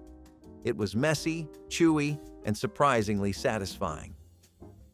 The sauce soaked into the bread, turning it into something that didn't need reheating or plating. It became a classic among factory workers, college kids, and tired parents who didn't have the energy to reheat a pan. It might have looked ridiculous, but it worked. It was dinner without dishes. Cold spaghetti sandwiches were proof that comfort food doesn't have to make sense. It just has to make you full. Sloppy Joes on toasted buns were the messy, lovable dinners that 1960s kids acted like they could not live without. The name itself promised a meal where neatness did not matter. Mothers loved that 1 pound of meat could stretch far when mixed with sauce and seasonings. The skillet popped as the beef cooked, and when the sauce hit the pan, the whole house filled with that warm, tangy smell everyone recognized. The buns were lightly toasted to keep them from falling apart. Not that it ever worked. The sandwich dripped, slipped, and made a mess, and that was the entire point. Every bite was comforting and familiar, the kind of food that made a plain evening feel like something to look forward to. Mothers liked how fast and cheap it was, and kids begged for it because it felt like dinner made just for them. Sloppy Joes were childhood joy disguised as dinner. Onion and herb biscuit pie delivered layers of savory aroma and flaky texture while using only basic pantry ingredients. Sliced onions were slowly caramelized with butter and a handful of fresh or dried herbs until sweet and fragrant, then spread in a baking dish and topped with soft biscuit dough. As the pie baked, the onion filling bubbled up and mingled with the biscuits, creating a rich sauce beneath a golden crust. The combination offered a satisfying balance of sweetness from the onions and earthiness from herbs such as thyme or parsley. Because onions were inexpensive and stored well, this recipe quickly became a go-to for frugal households seeking warmth and flavor without expensive meats. It could be served as a vegetarian main dish or as a hearty side for roasted vegetables, making it adaptable to whatever else was on hand. Onion and herb biscuit pie captures the resourceful creativity of mid-century cooks, proving that even the simplest staples can become a centerpiece when treated with care and patience in the oven. Homemade crackers were one of the simplest yet most practical foods people baked during the Depression. With store-bought crackers and snacks out of the question, families turned to flour, water, and a pinch of salt or lard to make thin crisps. Rolled flat and baked until golden, they provided crunch and variety in a diet that was otherwise dominated by soft, starchy foods. Often, children would snack on them plain, while adults used them to stretch soups, broths, and thin stews. They could be topped with whatever was on hand, from drippings to a smear of carrot marmalade, but even alone they were satisfying in their simplicity. Families appreciated how they required little fuel and ingredients, and they became a staple for households that could not afford bread every day. Homemade crackers reflected resilience, showing how even the most basic pantry items could be transformed into something useful. They were not glamorous, but they were dependable, which is exactly what people needed most. Last but not least, mulligan stew was the ultimate Dust Bowl survival dish. The Dust Bowl era was a time of scarcity, and people had to get creative with their meals.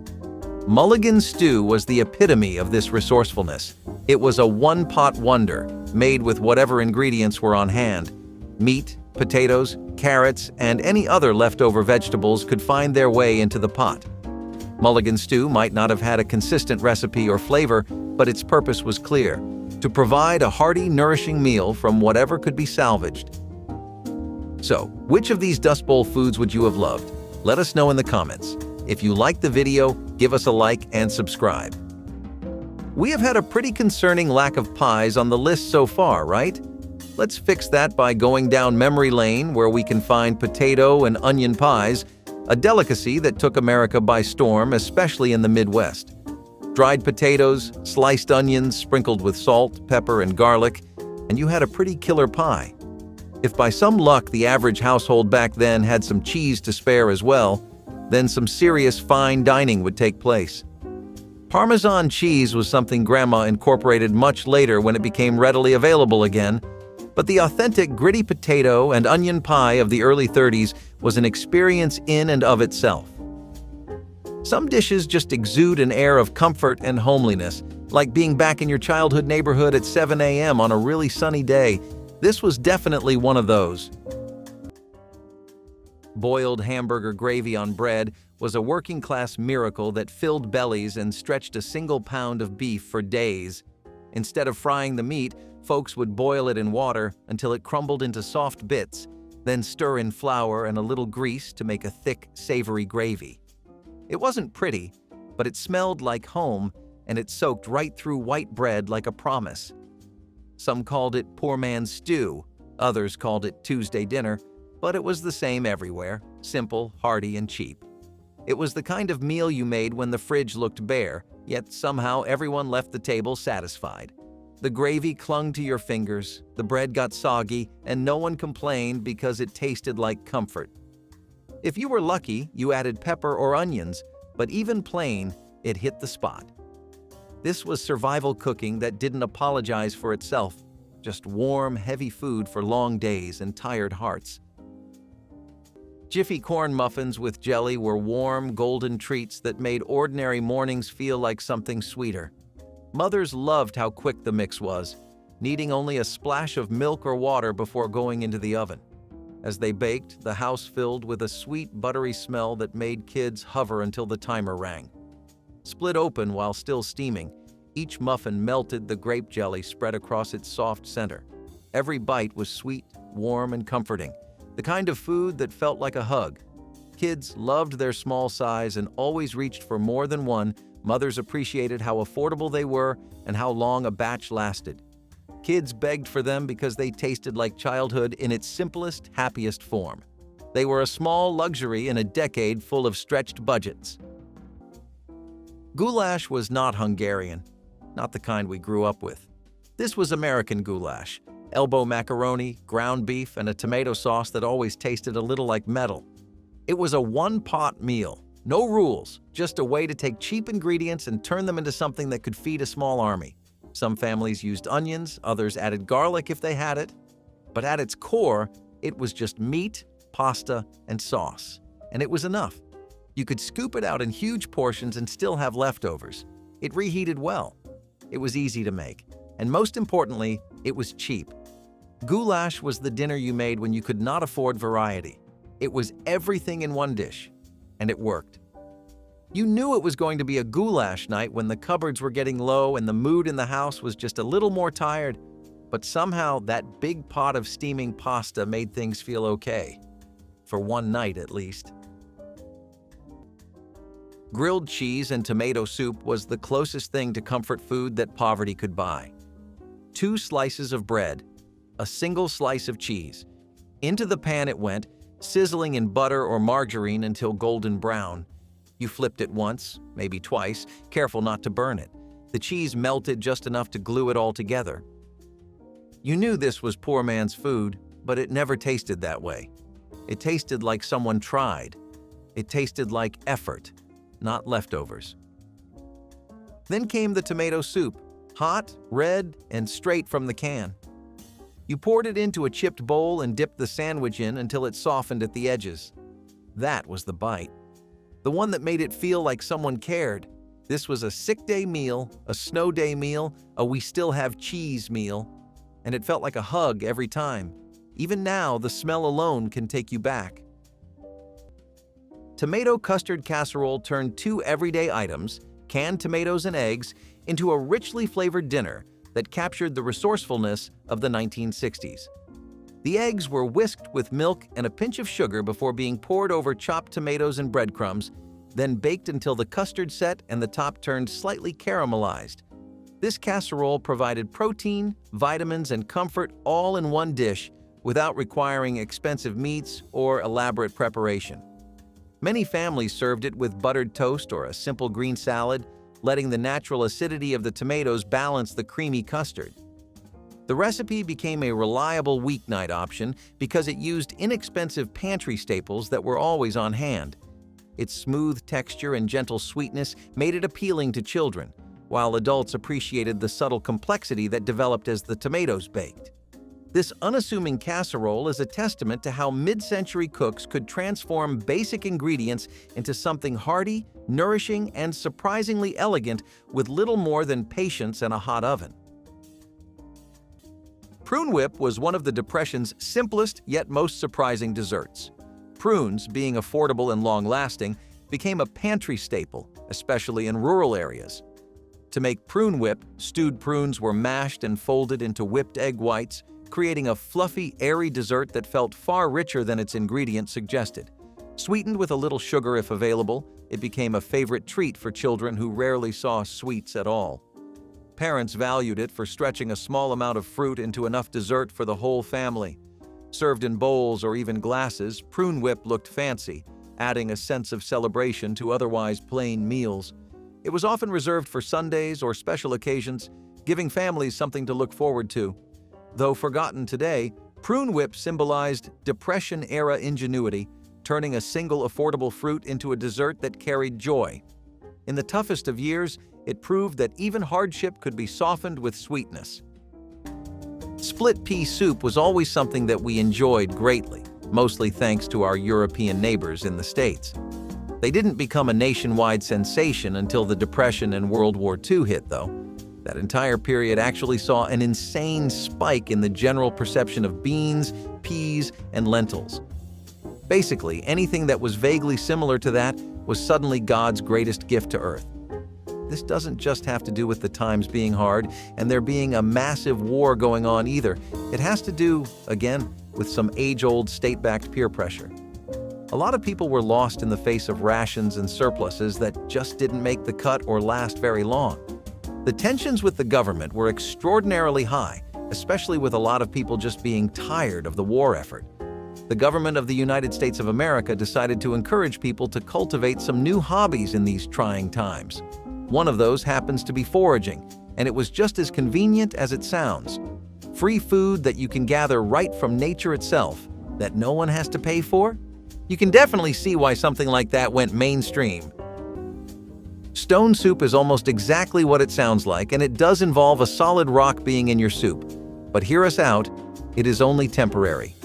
Now, the origin of this term dates back to a European folktale about how two people would come into a town, convince everyone to share a bit of food, and then make a meal for the entire town.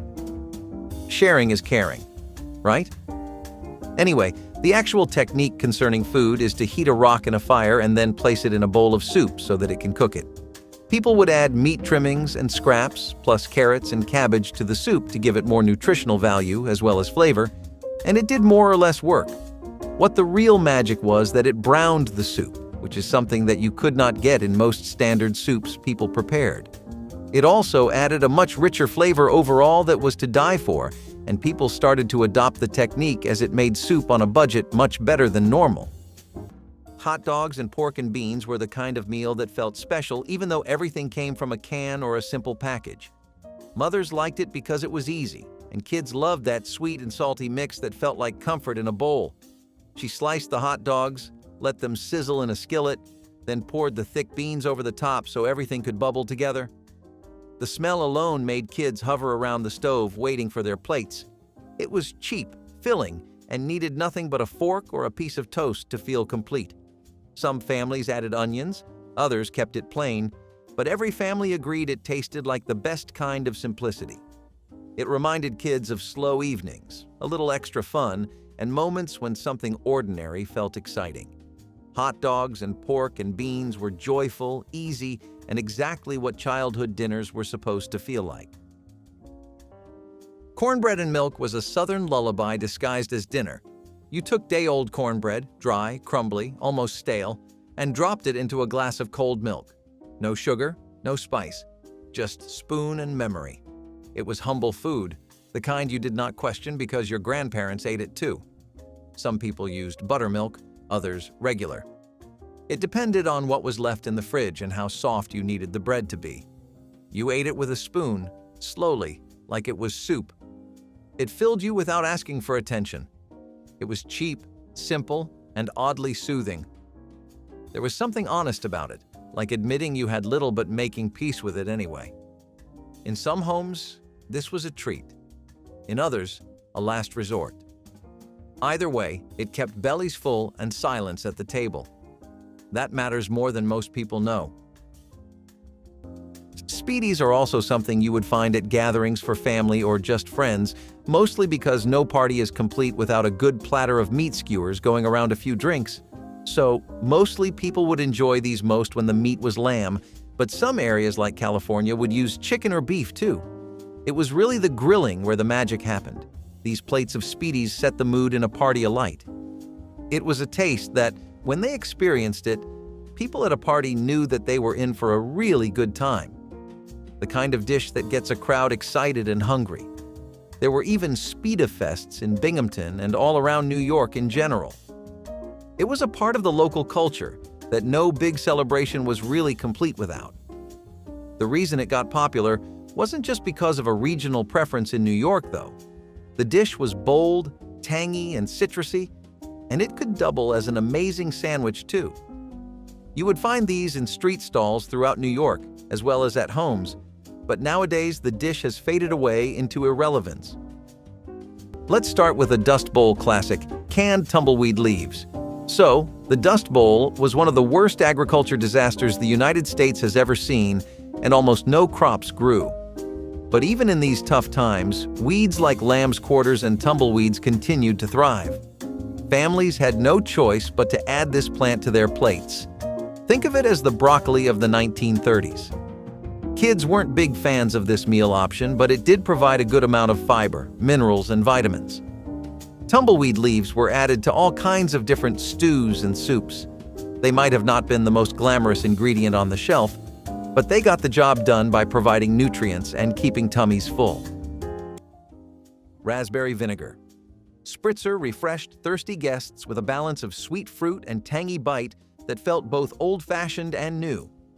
Church ladies steeped fresh raspberries in cider vinegar and sugar for several days, creating a ruby-red shrub syrup that sparkled like stained glass in the sunlight. When picnic day arrived, they strained the mixture and poured it over tall glasses of crushed ice, then topped each serving with cool well water or fizzy mineral water. The first sip was brisk and lively, tart enough to wake the senses yet mellowed by the natural sweetness of the berries. Children loved the jewel color, while adults appreciated how the drink cut through the richness of fried chicken and buttery casseroles spread across the tables. Because it required only a few ingredients and could be made well ahead, it became a trusted recipe for gatherings where people lingered for hours in the summer heat. It carried the gentle memory of colonial shrubs and old kitchen wisdom, a link between generations that reminded everyone how simple ingredients could create something remarkable and worth passing on with pride. Potato soup was the warmth you clung to when the cold came early and the paycheck came late. You peeled potatoes with dull knives, boiled them in water, and added onions if you had them. The broth was made from milk, or sometimes just more water and hope. It was not fancy. It was not thick. But it was hot and filling and honest. Some families added cheese or bacon bits if they had a little extra. Most just salted it until it tasted like something. You ate it slowly, holding the bowl in your hands like it might warm more than just your fingers. Leftovers were poured into jars and reheated for the next night. It was the kind of soup that stretched itself to meet your needs. It never judged you for having nothing else, and in that way, it did more than feed you. It forgave you. Vegetable curry stew introduced a mild touch of international flavor to American kitchens while staying firmly in the realm of affordable comfort food. Potatoes, carrots, onions, and canned chickpeas simmered slowly with a gentle dusting of curry powder, filling the house with a warm, spiced aroma that felt both new and familiar. The recipe was flexible enough to accept any vegetables on hand, making it ideal for gardeners or thrifty shoppers. During the 1960s, when interest in global flavors was growing, this stew offered a budget-friendly way to explore something different without leaving the home kitchen.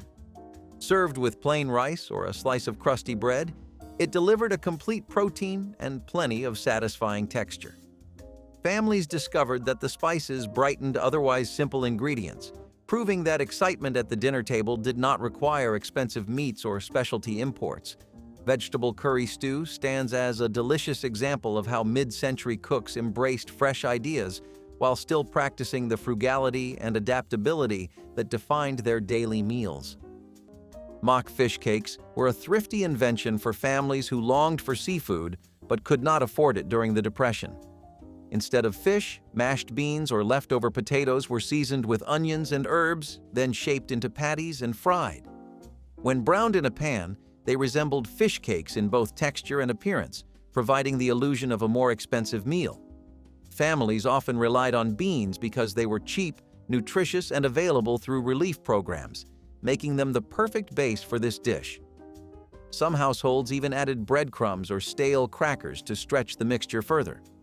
While it might not have carried the same flavor as real fish, it was filling and hearty, which mattered most in those years. For many children, mock fish cakes became a familiar supper, remembered later with a mix of humor and nostalgia. They embodied the era's spirit of improvisation, turning simple, humble ingredients into something that felt like a substitute for luxury. Which survival meal from your grandparents' kitchen do you still remember? Share your stories in the comments below, hit the like button, and subscribe so we can keep these humble recipes alive together.